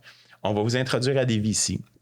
Puis là, on se ramasse, on a des super bonnes recommandations, puis on envoie comme une 20aine en 2 semaines. Après ça, les VC canadiens nous ont trouvé plus intéressants. Mais je me souviens clairement d'être assis chez Sequoia. OK? Tu te dis, c'est Sequoia, là, dans le monde du VC, c'est pas mal proche du top de la pyramide. Puis là, tu es assis dans l'entrée, puis tu regardes sur le mur, c'est comme IPO de Apple, IPO de Google. Puis là, je dis à Sébastien, pince-moi, on est-tu ici pour de vrai? C'était capoté. Ça, c'était en 2010, 11 à peu près. Ouais. Puis là, on pitch. Puis là, il y a plein de monde qui ne comprenait pas ce qu'on faisait. Tu sais. Puis là, la personne, Doug Leone, le partner, il dit comme, c'est excellent, les gars. J'adore. Là, on est comme, mais vos chiffres, comme, ça peut être comme 10 fois plus gros, votre affaire. Puis là, on rencontre un autre VC qui est un Canadien qui travaille dans la vallée. Puis il dit, les gars, vous avez des chiffres canadiens, comme, c'est pas ça, là. Que ce soit 100 ou 1000 fois plus gros, votre affaire. Allez refaire votre modèle, puis revenez nous le présenter. Fait qu'on refait le modèle, on va le présenter. Puis on dit, we love it. On va t'inviter au meeting de partner la semaine prochaine. Dernière affaire, je peux-tu voir ton cap table? Ça, c'est ma plus grosse erreur que j'ai faite de ma vie d'entrepreneur. C'est que à cette époque-là, on a pris 1 million de dettes convertibles, plus 1 million de dettes convertibles, plus 1 million de dettes convertibles. Fait que là, 4 millions. Fait que nous, on n'avait pas checké ça trop, mais quand tu regardais ça, c'est comme, hey les gars, c'est comme quand ces notes convertibles-là, ils convertissent tous à la prochaine ronde, vous n'avez plus d'action dans votre compagnie, vous êtes wipe out. Puis là, on a fait comme, fuck. Faut qu'on retourne négocier avec nos VC. Puis là, on s'est dit, je sais pas, comme 10% par founder. On est capable de renégocier pour qu'on ait 30% à 3, chacun 10%. Puis là, Sequoia serait intéressé parce qu'il dit, you have a fuck cap table, je n'investirai pas dans ta compagnie. Puis là, j'étais comme, il aurait fallu que je m'occupe de ça. Et là, à mon grand dame, je les nommerai pas, mais mes VC de l'époque veulent rien savoir. Ouais. Ils veulent pas renégocier. On essaye pendant 1 an. Puis là, je suis comme, bon, on arrête. Là, Sébastien, il dit, on fait le move de kamikaze. Harry, pendant ce temps-là, était parti. Ça a été super difficile. On se retrouve à 2. Il y a un autre CEO qui a été placé par notre VC dans la compagnie. On n'est pas sûr. Puis là, on se dit, notre dernier leverage, c'est qu'on menace de s'en aller. Mais s'ils disent non, on s'en va. Kamikaze. C'est de même, ça finit. Au board, on dit, regardez là, ça fait 1 an qu'on négocie. On est dans une bonne position, mais si vous êtes intraitable puis inflexible puis vous traitez ça comme des comptables, that's it. Puis là... Mais même, hey man, je peux-tu jump in? Oui, Parce que là, on dirait que... T'as-tu déjà lu Lost and Founder de Rand Fishkin? Non, j'ai pas lu ça encore. En tout cas, il s'est fait bloqué par des VC un exit extrêmement juicy parce que eux, dans le retour de leur fonds au complet, ils étaient pas rendus où ce qu'ils voulaient, puis c'était mieux pour eux de prendre un risque que, mettons, Moz plante, que de sortir puis d'avoir un beau exit pour tout le monde, mais pas pour eux. Anyway, ça me fait penser un peu à ça. Parce que toi, d'un bord, t'es comme, yo, il y a littéralement des légendes du financement de capital de risque à Silicon Valley qui me disent, grossir un peu, clean ta cap table, on est in. Fait que tu sens ou tu vois la potentielle hyper croissance de Nidium avec ton partner. Puis Puis là, tu te revires de bord, puis à la maison, entre guillemets, t'as du monde qui t'ont aidé, évidemment, ils t'ont aidé, ils ont cru en toi, puis tout, mais qui... T'es pas capable, ils le sentent pas, cette hyper-croissance-là. Non, parce qu'ils comprennent pas les modèles Internet. Tu sais, c'est comme... Man, j'aurais halluciné, tabarnak. Effectivement. Puis en même temps, tu sais, ce qui est... Tu sais, t'essayes, puis là, ça fait 5 ans qu'on fait ça, là. Puis là, tu sais, on l'a essayé, on a tout essayé. Puis on sait aussi qu'on est tôt dans le marché, fait qu'on n'a pas fini, là. La fenêtre, elle se ferme pas là, tu sais. On en a encore pour une couple d'années. Puis on est dans notre réflexion, puis on se dit, ben tout ce qu'on a appris, on va aller le mettre en action ailleurs. Puis c'est là que j'écris quand je démissionne de ma compagnie, c'est là que j'écris, je m'en vais écrire plus et écrire du code. Ben, c'est ça, t'as écrit, c'est en 2012, man, je me l'étais noté. Ouais. T'as dit, janvier 2012. Je quitte Medium pour délaisser le management puis écrire plus de code puis plus de mots. Ouais. C'était quoi ton état d'esprit à ce moment-là? Ben parce que je me suis dit, garde, ça c'est fini. Là, comme on a essayé, là, respiration artificielle, tout, on tire la plug. Fait que comment je me repositionne, qu'est-ce que j'ai envie de faire, puis comment je tire profit de ces 5 années incroyables d'expérience-là pour faire la prochaine affaire. Fait que je me suis dit, je vais explorer des nouveaux projets, je vais écrire, je vais me remettre à faire de l'open source. J'ai jamais été un super bon programmeur. Je vais apprendre Python, peut-être. J'ai jamais vraiment appris, mais en tout cas, je suis pas un bon programmeur. Ça, c'est la leçon. Mais je comprends quand même. Fait que je peux travailler avec des programmeurs. Fait que je me mets dans cet état-là. Puis là, quelques mois après que ça arrive, tu sais, moi, la gang chez Twitter, j'étais super en contact avec eux. J'allais les voir souvent. Il y avait toujours un de nous autres qui était rendu à San Francisco. Fait que j'écris à mon chum Ryan, qui est plateforme, il s'occupe de la plateforme chez Twitter, puis Platform Relations. Puis je dis à Ryan, écoute Ryan, Medium, c'est fini. Mais eux, ils vont continuer. Coupe-leur pas leurs accès. Là, mais moi, je suis parti. Je voulais juste te le dire à toi personnellement. Puis là, il dit, on devrait aller prendre une bière ensemble. Puis moi, j'avais pas planifié ça. Mais j'ai dit, la semaine prochaine, je vais être à San Francisco. Après, j'étais allé acheter mon billet. On va prendre une bière ensemble. Classique move. Ouais. Fait que là, je vais voir Ryan, puis il dit, regarde, t'étais une des premières startups qui a travaillé avec Twitter. On cherche chez Twitter quelqu'un pour travailler avec les startups. Ça te tente dessus? Je fais comme, oh yeah. Fait que c'est comme ça que je me suis ramassé à travailler chez Twitter avec l'expérience que j'avais de l'API puis de la plateforme. Puis ta crédibilité aux yeux de Twitter était déjà établie via Medium. Oui. Les innovations que vous avez faites là, l'utilisation de l'API, tout ça, early. Là. Oui. En fait. Oui, c'est ça. Hein. C'est ça. Puis là, il y avait justement une communauté de développeurs. Ouais. Fait que tu sais, j'étais impliqué dans les communautés de développeurs, puis fait des événements. Puis là, j'ai dit, hey, ça pourrait être ma job bien payée à San Francisco de m'occuper des communautés de développeurs de Twitter. Ça serait incroyable. Sauf, Twitter a de la misère avec ses développeurs quand même. Fait que je sais que ça va pas être si facile, mais je dis, j'en reviens pas que je vais être payé pour faire ça. Puis ma job, je vais travailler à San Francisco. Puis effectivement, ça a pris 6 mois d'entrevue. Puis, quand même.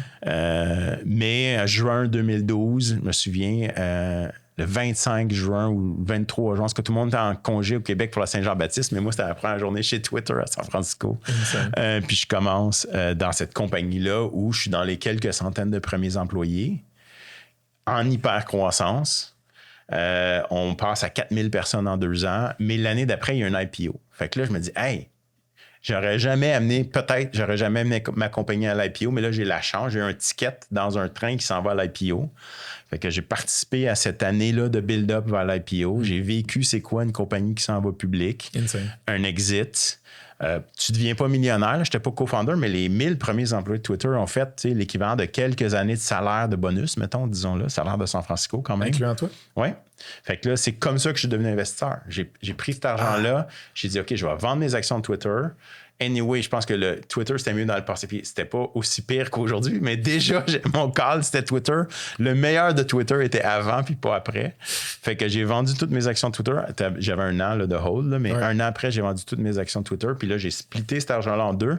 J'ai placé de l'argent. J'ai acheté un condo sur le plateau sur le plateau Mont-Royal à Montréal, parce que j'ai 4 enfants. Fait que ça prend un grand... 4? Oui, 4 enfants. Fait qu'il a besoin de 5 chambres au minimum. Et l'autre moitié de l'argent, je l'ai placé chez Real Ventures. Fait que c'est comme ça que je suis devenu partner puis investisseur chez Real Ventures en vendant mes actions de Twitter. Puis là, les gens chez Real Ventures, ils disaient, c'est super cool, on cherche quelqu'un pour travailler avec nos entrepreneurs qui a un background d'entrepreneur Puis là, l'investissement, c'est quelque chose que tu apprends en le faisant, du early stage. Fait que moi, c'était super comme environnement. John Stokes, qui m'avait déjà aidé là, quand j'étais entrepreneur, même s'il n'avait pas investi dans ma compagnie. J'avais beaucoup de respect pour toute l'équipe de Real Ventures. Jean-Sébastien Cournoyer, Alan McIntosh m'avaient donné plein de bons conseils. J'étais sur le board de la fondation de la Maison Nodman avec Alan. OK. Fait que j'ai dit, c'est cool ces gars-là, j'ai envie de travailler avec eux. Puis, ils passaient de 3 partners qui avaient fondé la Real Ventures à 6. Fait qu'on était comme 3 nouveaux partners qui arrivaient en 2014. Fait que c'est comme ça que j'ai passé de l'autre bord de la table après 20 ans d'entrepreneur qui a fini par Twitter, mais je suis devenu investisseur. Et là, j'ai tu sais, moi qui aime les débuts de compagnie, mais j'en ai comme infini des débuts de compagnie. Je peux pas tout de suite creuser sur Real Ventures parce que t'as trop dit de stock qui m'intéresse, sur lequel je veux bouncer. Pour fermer la boucle avec le blogging, Oui. tout au long de ta carrière, ou du moins les premières décennies de ta carrière, tu étais transparent puis sur les décisions que tu faisais, les étapes que tu vivais avec tes compagnies ou avec tes clients quand tu étais consultant.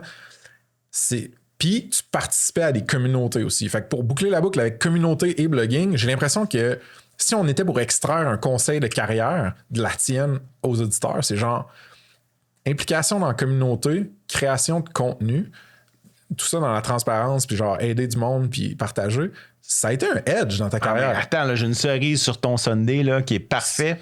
Ryan Sarver, qui m'a engagé chez Twitter, comment je l'ai rencontré? 5 ans avant, quand je suis chez Praise, je m'en vais dans un événement, ça s'appelle Wear Camp.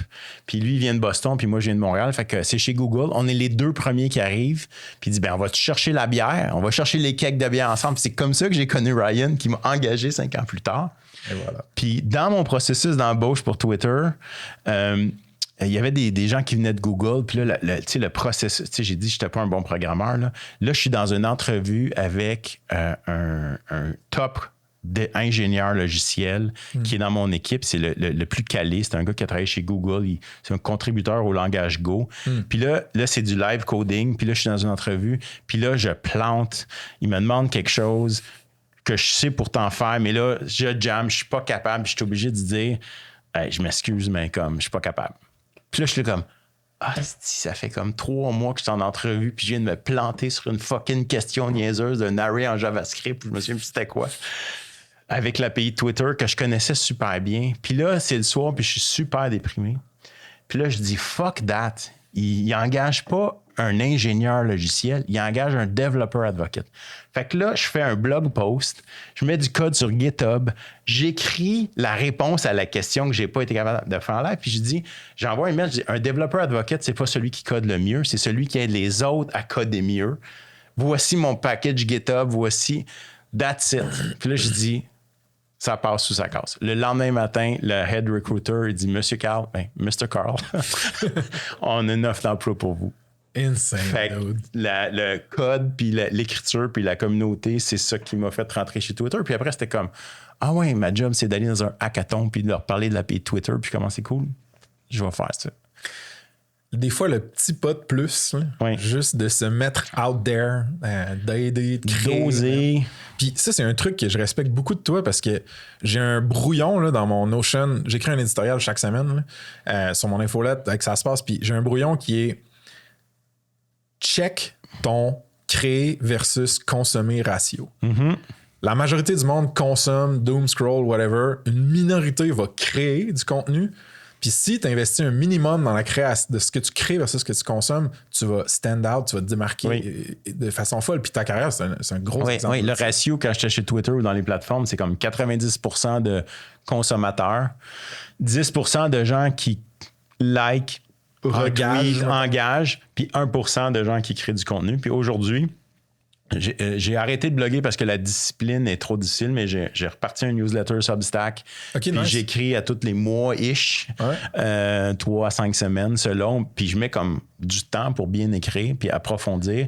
Mais j'adore ce moment-là où je rassemble mes idées puis je les écris. Pourquoi t'aimes ça? Ben, ça m'amène plus loin. Puis moi, j'utilise LinkedIn comme je disais Twitter. Des fois, je pose des questions au monde. Je suis comme...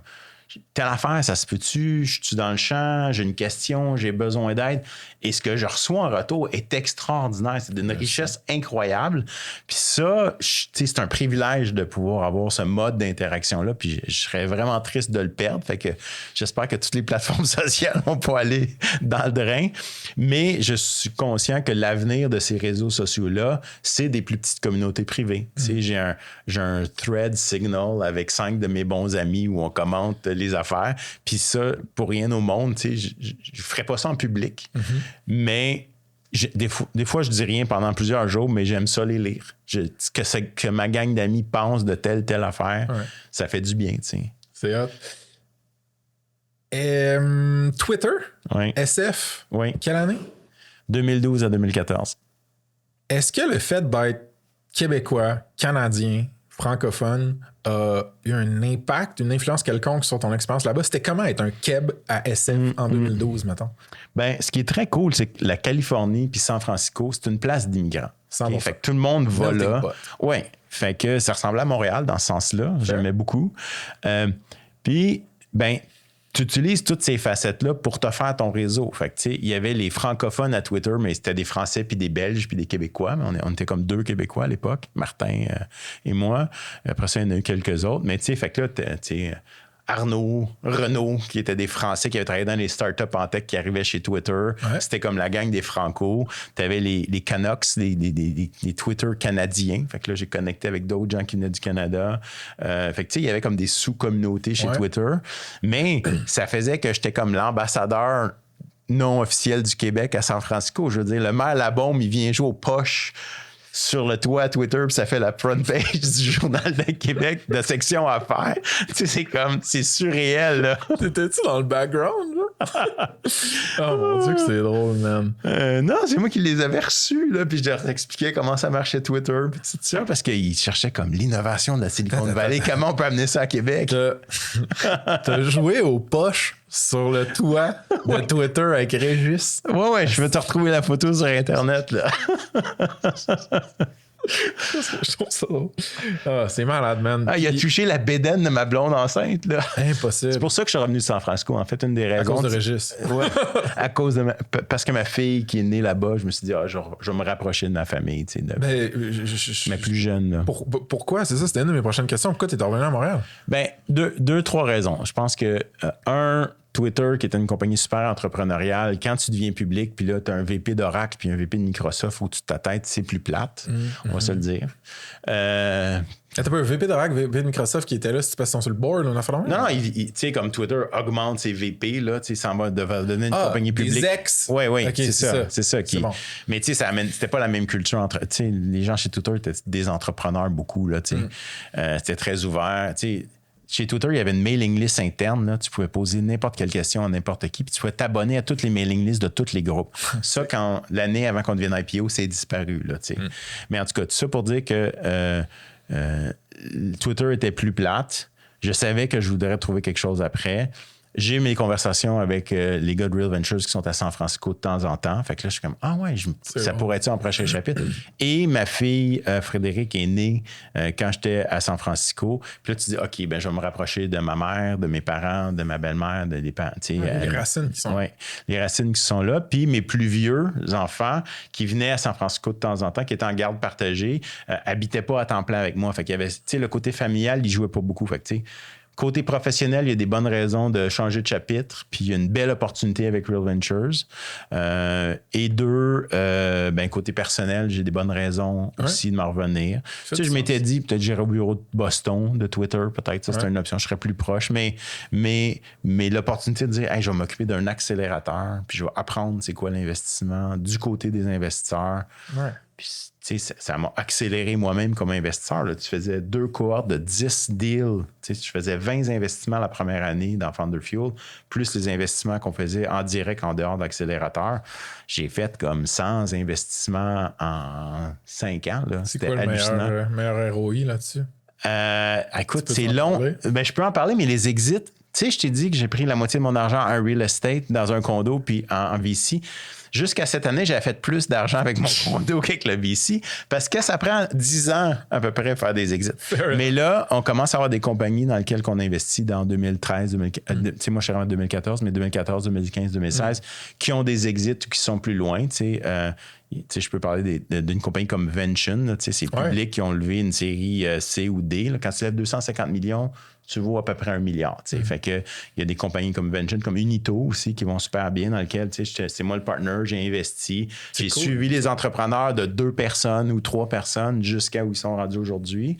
J'ai été sur le board pendant une couple d'années, mais après ça, quand les autres investisseurs arrivent, tu laisses ta place. Ouais. Mais tu sais, je suis encore en contact avec tous ces entrepreneurs-là, puis tu peux voir qu'il y a un immense potentiel. Puis le 2014 à 2019-2020, là, ces 5 années-là de Real Ventures où j'ai activement investi dans plein de compagnies, il y a des extraordinaires compagnies encore au livre qui sont super bonnes, qui se développent bien, qui font des produits extraordinaires. On va voir dans les 5 prochaines années où est-ce qu'ils vont atterrir. Là. Quelle qualité tu cherches le plus chez une ou un bon founder? Oui. Détermination puis compréhension d'un problème spécifique ou une hypothèse forte qui est pas l'opinion de tout le monde. Okay? En VC, pour que ça marche, il ne faut pas que tout le monde soit d'accord. Si tout le monde est d'accord, il est trop tard, c'est pas une bonne idée. Fair. Il faut que ça soit contre-intuitif ou controversé même. Et la capacité d'exécution, moi j'appelle ça l'efficacité opérationnelle. Il faut que tu tournes la roue à chaque semaine, à chaque mois, à chaque quart, à chaque année. La capacité d'être les entrepreneurs. La meilleure combinaison, c'est ambitieux et humble. Tu es humble parce que tu sais que c'est tough, mais tu as de l'ambition puis tu vas te donner les moyens d'atteindre tes objectifs. Sur Twitter, là, dans l'espèce de culture commune qu'il y a là-dessus, ces temps-ci, ça parle beaucoup de high agency. Oui. Comment tu faisais pour évaluer ça, mettons, la capacité à get shit done, puis à se faire dire non, puis à braver des obstacles? Ça se fait dans le temps. Ouais. On a l'impression que les investissements, quand ils sont annoncés, ils se font tout d'un coup, mais pour vrai, là, il y a souvent comme... Des fois, presque 1 an en arrière de l'annonce. Fait que souvent, c'est de suivre les entrepreneurs pendant comme 3-6 mois. On se parle. C'est quoi tes objectifs ce mois-ci? T'es rendu où? Comment ça avance? Ah, t'as des problèmes. Comment tu les règles? Qu'est-ce que t'apprends? Fait que, tu sais, je développe un peu la compréhension, la relation. Qui est-ce que t'attires autour de toi? Tu sais, comme là, je travaille avec un entrepreneur. C'est super brillant, mais j'ai dit... Tu peux pas rester tout seul. Tu vas pas bâtir une grosse compagnie tout seul. Fait qu'il faut que tu ailles te chercher quelqu'un d'autre. C'est quoi tes forces? C'est quoi que tu veux faire? C'est quoi Faisons un profil de qui va bien te compléter, mais tu vas pas lever plusieurs millions puis bâtir une grande compagnie tout seul. Je sais qu'il y en a qui le font, là, mais c'est l'exception, c'est pas la règle. Fait que, tu sais, cette capacité-là de prendre aussi les avis, pas toutes, de trianguler, de dire ça a du sens. Puis après, je pense une adaptabilité. Tu sais, le trait principal des entrepreneurs, c'est qu'il faut que tu sois à l'aise dans l'incertitude. Et des fois, dans plusieurs incertitudes en parallèle. Fait que comment tu deals avec ça personnellement? Puis je pense que ça, c'est aussi c'est un autre anti-pattern, tu sais, le hustle, là, tu sais, de travailler tellement fort, tellement tout le temps. C'est pas vrai que tu vas bâtir une compagnie sur le long terme avec ce mode-là. Tu vas péter aux frettes avant de te rendre à quelque part de significatif parce que c'est 10 ans. Tu peux pas sprinter tout le temps.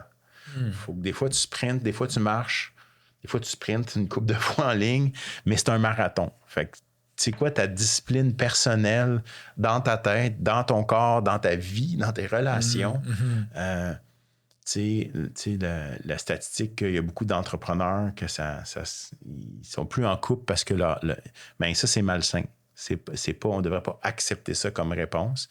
C'est difficile d'être en couple avec une personne qui n'est pas entrepreneur, mais tu as besoin de ça aussi. Moi, ma blonde, ma femme est à son compte, est indépendante. Fait qu'elle comprend une partie de ma réalité, mais quand j'étais entrepreneur, tu sais, c'était comme, il faut se mettre à off aussi. Là. Tu peux pas parler tout le temps de ta business et être tout le temps là-dedans. Il faut que tu aies des délimitations claires aussi. Puis les entrepreneurs qui sont plus équilibrés, ben moi, je pense qu'ils ont plus de chances de réussir. T'sais. Je pense qu'il y a du monde qui serait pas d'accord avec ce que tu viens de dire. Puis moi, je suis... c'est sûr que moi, le type de business qui m'intéresse, c'est pas nécessairement les business en hyper-croissance financés par le capital de risque. C'est plus des business indépendants, bootstrap, etc. Fait que les dynamiques sont pas les mêmes, là, mais c'est encore drôle. Ça ressemble. Ouais, au début surtout. Mais ma question pour toi, c'est quand toi, tu étais founder, Tu l'avais-tu, cet équilibre-là? Oui, mais en fait... Capable de te caper ou de te ressourcer puis pas être all-in tout le temps dans le job. En fait, l'équilibre qu'il faut être capable d'avoir, c'est de mettre des frontières qui sont claires. Ça veut pas dire que je pense pas à ma business le soir puis des fois le matin à 4 heures du matin. Mais ça veut dire que si je suis au souper avec ma famille, j'ai pas mon téléphone sur la table puis je suis pas en train d'être pas là. Tu sais, fait que une partie du deal, c'était quand t'es là, t'es toute là. Puis on comprend que des fois, t'es pas là. Mais quand t'es là, sois toute là. Tu sais, fait que je pense que tu l'avais, ça? Oui, en partie. À mon deuxième mariage. Tu parles pas à Dans les 5 premières années de ma vie, j'avais pas cette discipline-là. Les 10 premières années de ma vie, c'était plus difficile. Là. Puis si tu parles à mon ex, avec qui j'ai eu 3 enfants, fait qu'on s'en parle encore souvent. Là. Mais tu sais, j'étais un workaholic. Là. Puis ma belle-mère, à l'époque, elle trouvait que ça n'a pas d'allure, ma vie. Là, elle avait raison quand même. Fait que ça s'est développé dans le temps aussi. Puis c'est pour ça que je pense que les entrepreneurs... On a aussi le stéréotype des jeunes entrepreneurs dans le début de la vingtaine. Mais moi, je pense que les gens dans la trentaine puis dans la quarantaine, tu as un bagage de vie plus développé, tu es bien plus disposé à être aussi une personne qui est un bon gestionnaire, une bonne communicatrice. Fait que ça se développe. Là, fait que faut que tu sois manager là, aussi quand tu es entrepreneur. Tu n'es pas juste tu peux pas être un rockstar puis que tout dépend de toi. Là. En fait, c'est aussi que si tu hyper concentres ton identité et ta valeur comme personne dans ta compagnie, puis qu'il n'y a rien d'autre, il n'y a pas d'autres piliers qui te supportent dans ta vie, dès que tu vas avoir des vents de face ou des chamboulements, tu risques de t'écrouler plus. Oui. Puis chaque dimension de ta vie, c'est une chose que j'apprends en vieillissant, c'est que chaque dimension de ta vie nourrit l'autre. Puis c'est pas vrai que d'en écarter d'autres va te donner juste plus de place puis de résultats dans, mettons, la job. Mais ça, j'ai comme l'impression que ça prend rien qu'en genre vieillissant puis en le faisant le style d'erreur. Oui, puis peut-être en s'entourant de d'autres personnes aussi qui peuvent te partager leur vécu. Tu sais, je pense que dans le mentorat ou comme aviseur, ce que j'essaie de faire, c'est de donner de la perspective pour dire, il y a des erreurs que tu n'es pas obligé de faire. Puis, mon psy dit ça. Tu as le droit de pas me croire. Tu veux l'essayer. Tu peux mettre ta main sur le rond. Je t'ai dit que c'était chaud, que c'était brûlant, mais si tu as besoin de le faire, regarde, moi, je suis ton copilote, c'est pas moi c'est ta compagnie, mets ta main sur le rond. Mais, puis en plus, je vais même pas te dire, je te l'avais dit, je t'aide pas. Je vais faire comme, c'était chaud, hein? Ouais. Continue. Mon psy, il dit, ça n'a pas besoin de faire mal pour que tu apprennes. Oui, parce que moi, j'avais comme internalisé le fait que, à moins de me planter ou de brûler une opportunité ou une relation ou, mettons, ma santé, j'apprenais pas. Puis il fallait tout le temps que ça fasse mal. Puis t'es comme, non, man, ça, c'est une histoire que tu te racontes. Il y a des livres, il y a des personnes, il y a des gens qui peuvent te dire, va pas là, tu sais. Ce sentier-là, man, ça finit pas une bonne place. Genre, écoute, j'ai le goût de te demander, toi, quand tu étais founder, parce qu'on en a parlé, je vais essayer de deviner c'était quoi ton unfair advantage. Je pense que ton unfair advantage, c'était la perspective qui venait de ta curiosité, puis de ton expérience tôt dans la tech, puis ton réseau qui venait de ta communauté. Tu dirais-tu que c'est vrai? Oui, c'est tout à fait vrai. Puis je vais essayer de deviner ton blind spot. Voir. Ton blind spot, c'était le manque d'expérience plus financière et corpo de monter une compagnie. Presque. C'est mal dit, là, mais corrige-moi. En fait, je dis presque parce que avec les mêmes réflexes que ce que tu as décrit avant, j'ai rapidement été mentoré de personnes qui étaient meilleures là-dedans. Fair. Je te dirais, la balance entre partir puis faire des nouvelles affaires puis finir qu'est-ce que tu as commencé, c'était ça mon blind spot. C'est bon. Les gens avec qui j'ai travaillé de plus près m'ont dit, tu sais, Sylvain, t'es pas un opérateur. Pourtant, j'adore shipper des trucs, puis les finir puis opérer, mais j'étais pas un bon élève à l'école. Pourquoi? Parce que je remettais mes affaires trop vite. Puis là, mes professeurs me disaient, Sylvain Carl, si tu prenais comme plus de temps pour te relire une 3e fois, tu aurais une meilleure note. J'étais comme, je me force même pas, puis j'ai 85 puis 90. Pourquoi? J'ai d'autres choses à faire que de me relire 3 fois. T'sais. Puis je pense que ça, dans le début de ma carrière, c'était avec moi.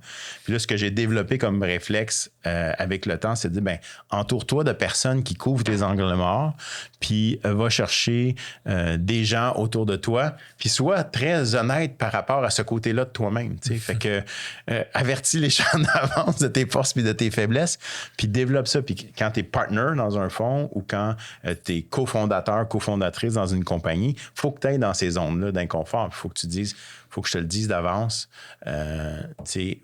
Check-moi là-dessus ou relance-moi. Si tu me réécris le courriel une deuxième fois, sois pas insulté, puis je vais le faire. Tu peux me faire confiance. Si j'ai dit je vais le faire, je vais le faire. Ça, c'est non négociable.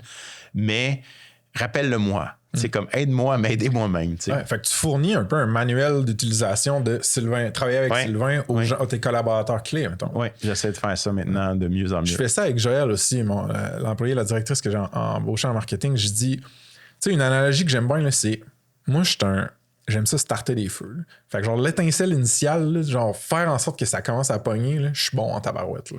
Mais après ça, là, pour entretenir un feu qui continue de donner de la chaleur et de la lumière à tous ceux qui sont autour, là, ben il faut souffler dessus, il faut le nourrir de bois, il faut genre s'assurer que ça va bien.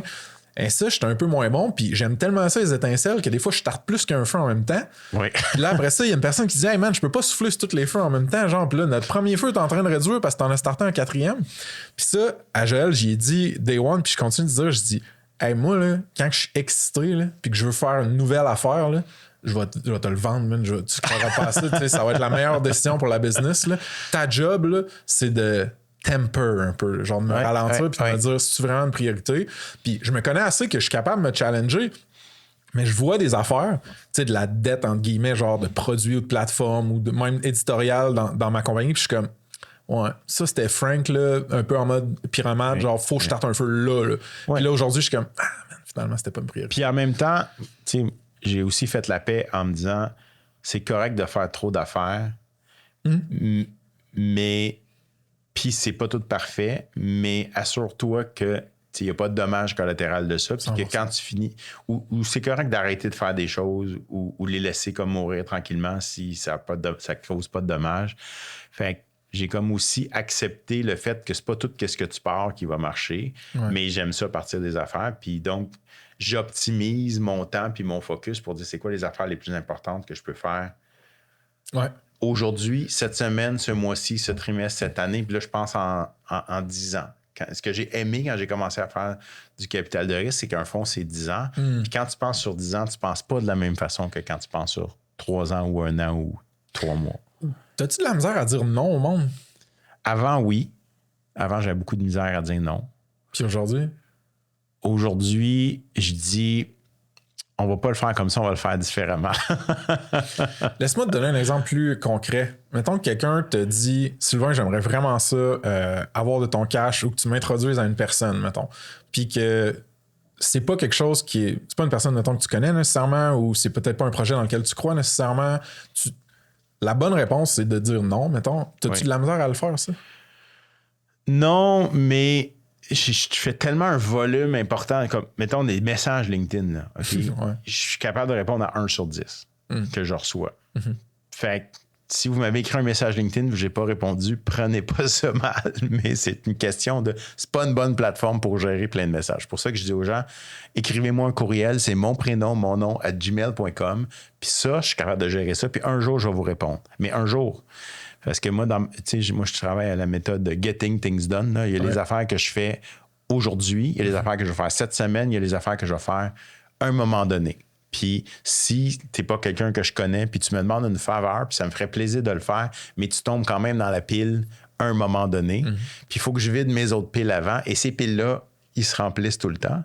Fait que c'est sûr que... En théorie, si tu gères bien tes affaires, ils se remplissent d'affaires essentielles que tu peux pas ne pas faire. Exactement. Fait que des fois, je dis non par omission. Des fois, je vais dire non directement si j'ai une bonne raison de dire non, mais j'ai plutôt tendance à dire oui. Tu sais, c'est dans ma nature d'être... Tu sais, puis je suis... Moi aussi. Dans ma... Il y a des situations dans ma vie professionnelle où j'étais trop conciliant. Puis j'aurais dû régler des situations avant, mais juste parce que je voulais pas faire de troubles, puis j'étais pas le genre de gars qui voulait se mettre dans ces situations-là. Ça a empiré des situations. Ça, j'ai pas mal réglé ça dans ma vie. Puis tu sais, j'ai essayé, j'ai parti des projets, mais je suis super content de la façon dont j'ai fini. Tu Les gens chez Real Ventures, quand j'ai décidé d'aller faire de l'investissement d'impact, c'était un temps qui était dur pour Real Ventures pour plusieurs raisons, mais je suis parti, je pense, en bons termes. Je parle encore avec tout ce monde-là. C'est encore mes amis, en quelque sorte. Tu diras à Katie que je veux l'avoir sur le pod. Elle va venir. Si j'y demande, je pense qu'elle va dire oui. Katie, c'est un super bon exemple. Katie est arrivée pour prendre ma relève chez Real Ventures, puis elle est meilleure que moi. Je suis sûr qu'elle est meilleure que moi à plein de niveaux.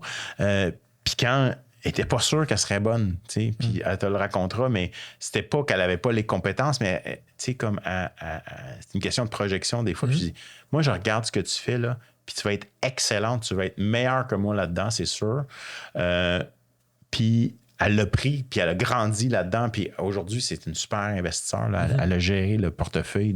On avait tellement de compagnies dans notre fonds Orbit. Là. C'était débile. Mais elle a fait ça de manière excellente. Puis je pense que ça aussi, de savoir quand tu te retires pour laisser quelqu'un d'autre le faire mieux, c'est super important. Puis ça, c'est vrai comme founder, c'est vrai comme investisseur, c'est vrai comme personne. Des fois, c'est vrai dans tes relations personnelles. Faut savoir. Puis de pas... Je reviens à ce que tu parlais sur la compagnie, sur l'identité.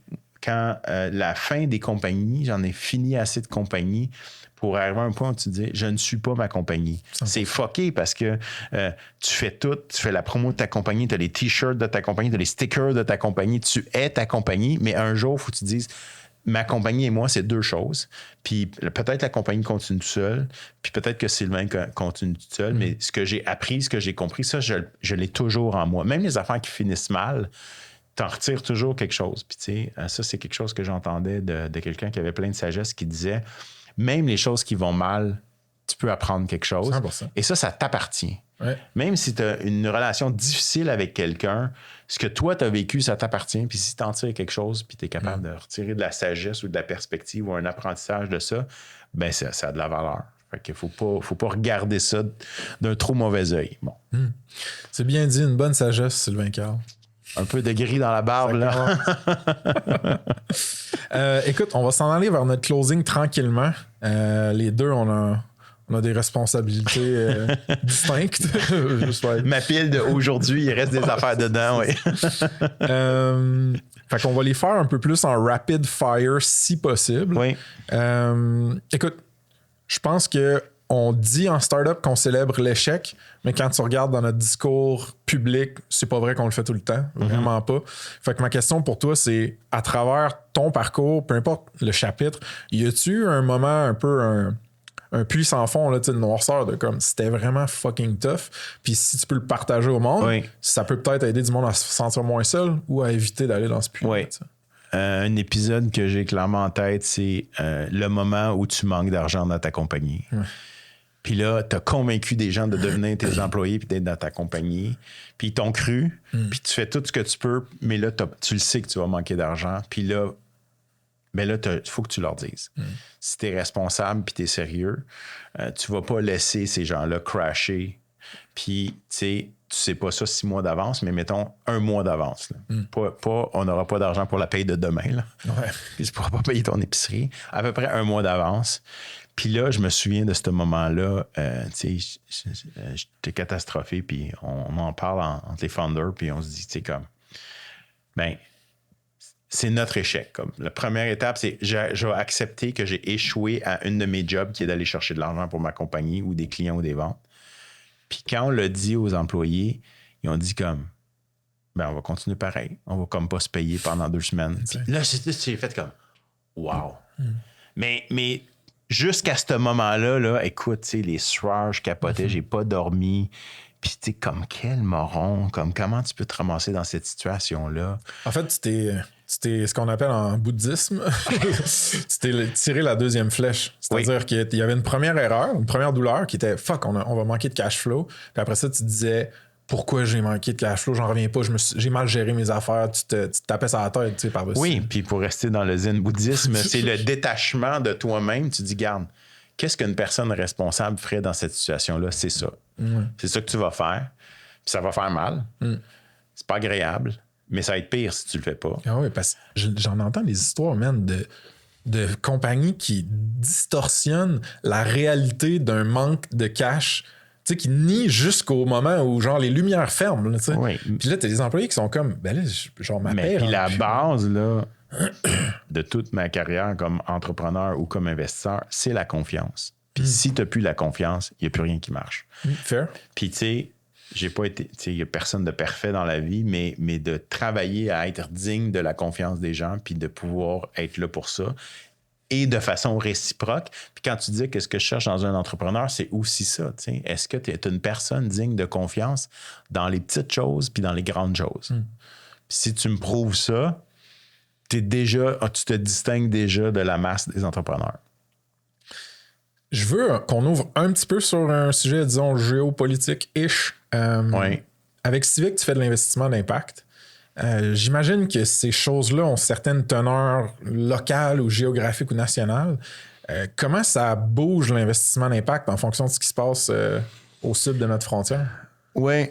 C'est une super bonne question. Puis il faut penser que l'investissement, c'est sur le long terme. On n'est pas dans comment ça va bouger cette semaine ou ce mois-ci. C'est une gageure sur une valeur future ou c'est pas. ça. Fait que, et pour répondre à ça, moi, j'aime ça revenir au fondamental. Les enjeux environnementaux qu'on a, le fait que les forêts brûlent, puis que présentement, là, en Corée, c'est les plus gros feux qu'ils ont jamais eu. Puis on a vu ça au Canada, puis on a vu ça aux États-Unis, puis on a vu ça en Europe.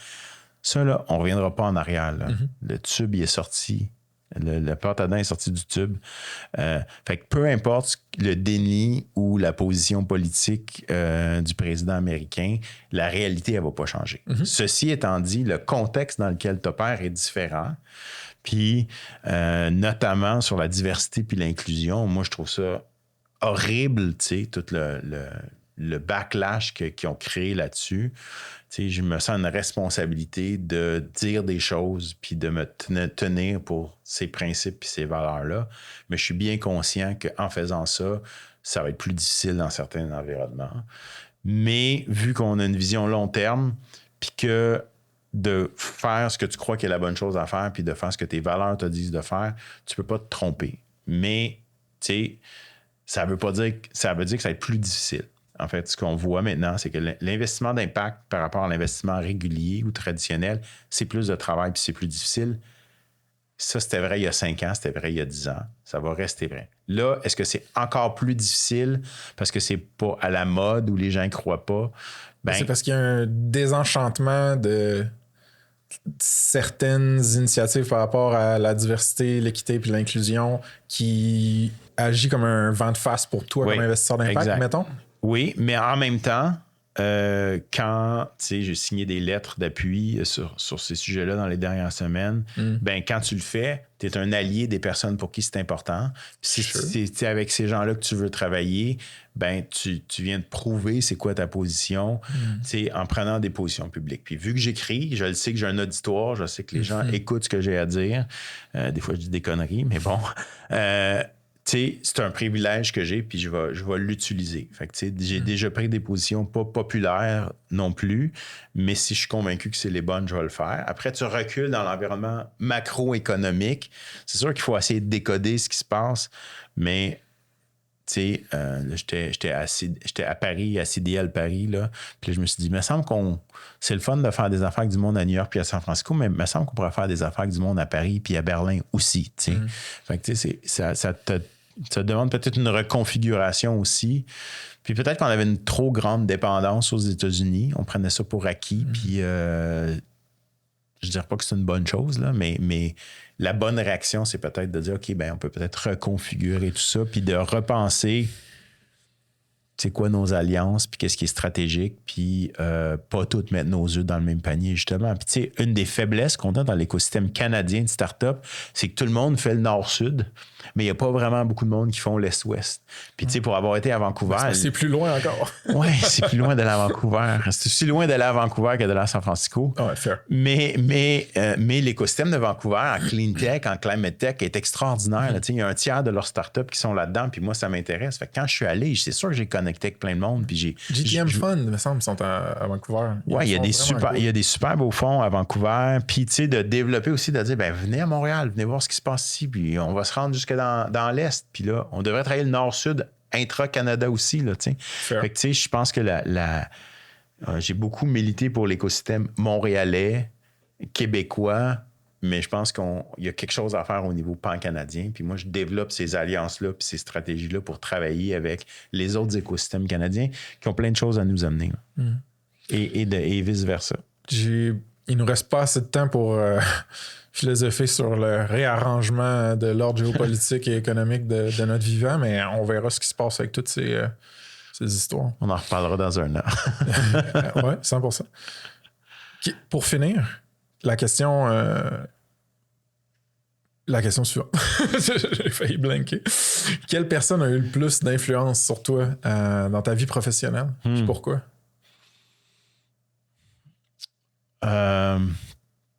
Il y en a eu beaucoup. J'ai eu beaucoup de... Tu sais, si je suis mentor aujourd'hui, c'est parce que j'ai eu beaucoup de gens qui m'ont mentoré. Je pense que je reviendrai. Je parlais de Louise Gay, là, de mon mannequin virtuel puis de Public Technology, qui était une femme déterminée. Puis même, en fait, c'est le binôme entre Louise Gay, qui était une visionnaire, une parteuse de feu puis d'étincelles, mais qui était accompagnée de Jean-François Saint-Arnaud, qui était mon mentor en termes de gestion. C'est un gars qui venait du monde de la consultation, puis il m'a appris comment tu gères ça, des projets, puis comment tu parles à ton équipe, puis comment tu t'assures que tout le monde est aligné. Puis l'affaire que tu n'as pas envie de dire puis envie de faire, c'est ça là, il faut que tu fasses, parce que si tu ne la fais pas, tu vas être dans le trou. L'obstacle, c'est le chemin. Fait que, tu sais, Jean-François Saint-Arnaud puis Louise Gay, à cette époque-là, puis c'était l'hyper-croissance. On est parti de 30 personnes à 300 personnes. C'était à cette échelle-là. Ouais, 100%. Oui, puis ils sont allés lever du capital de risque pour le projet. Puis moi, c'était vraiment le moment déterminant. Je me suis dit, ben, tu sais, quand j'étais petit, je me faisais dire, si tu veux, tu peux. C'est peut-être vrai des fois. On l'essaye. On l'essaye. C'est beau, c'est un bel hommage. Sylvain, écoute, ça a été une conversation incroyable. J'aurais pu ouvrir dans 17 autres directions, mais c'est peut-être le début juste de notre relation. Fait que hopefully, on en aura d'autres, des conversations. Pour finir, je demande tout le temps si les gens ont des shameless plugs. Fait que n'importe quoi à promoter, man. Oui, on organise cet été à Startup Fest la 2e édition de Impact Fest. Donc, si vous êtes curieux, ça vous intéresse, vous voulez en apprendre plus, on fait une demi-journée le vendredi 11 juillet, Impact Fest. Ça, c'est organisé par Civic.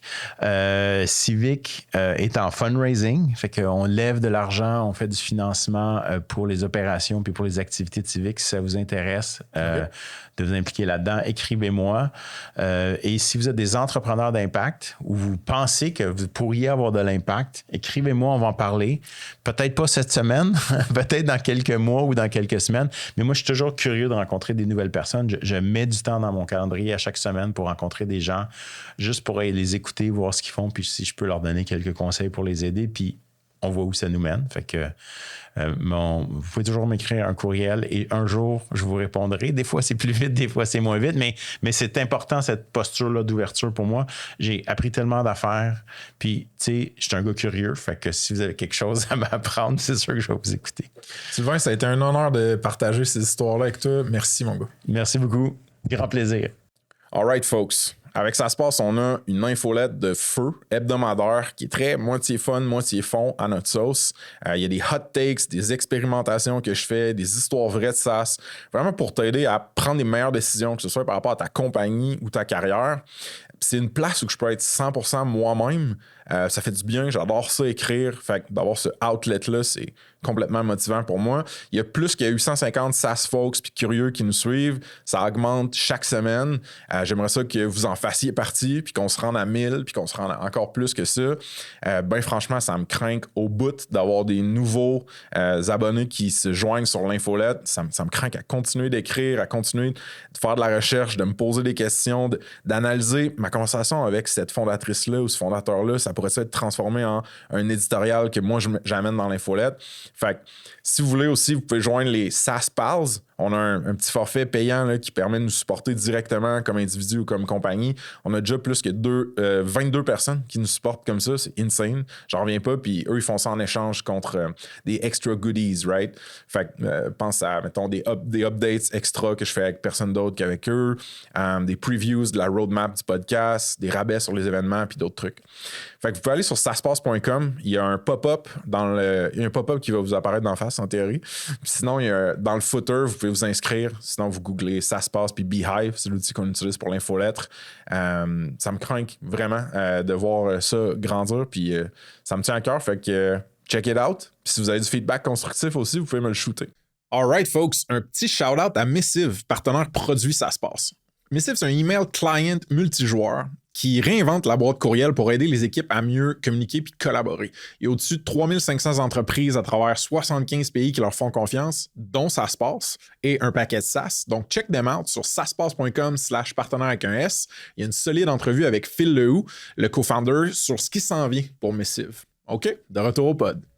Ça se passe, c'est une business d'amour, une business indépendante. Il y a un paquet de choses que vous pouvez faire pour nous supporter dans notre croissance, pour qu'on puisse continuer de créer du contenu de feu, d'organiser des beaux events, puis de mousser, puis de tirer par le haut cette communauté tech-là qu'on a au Québec.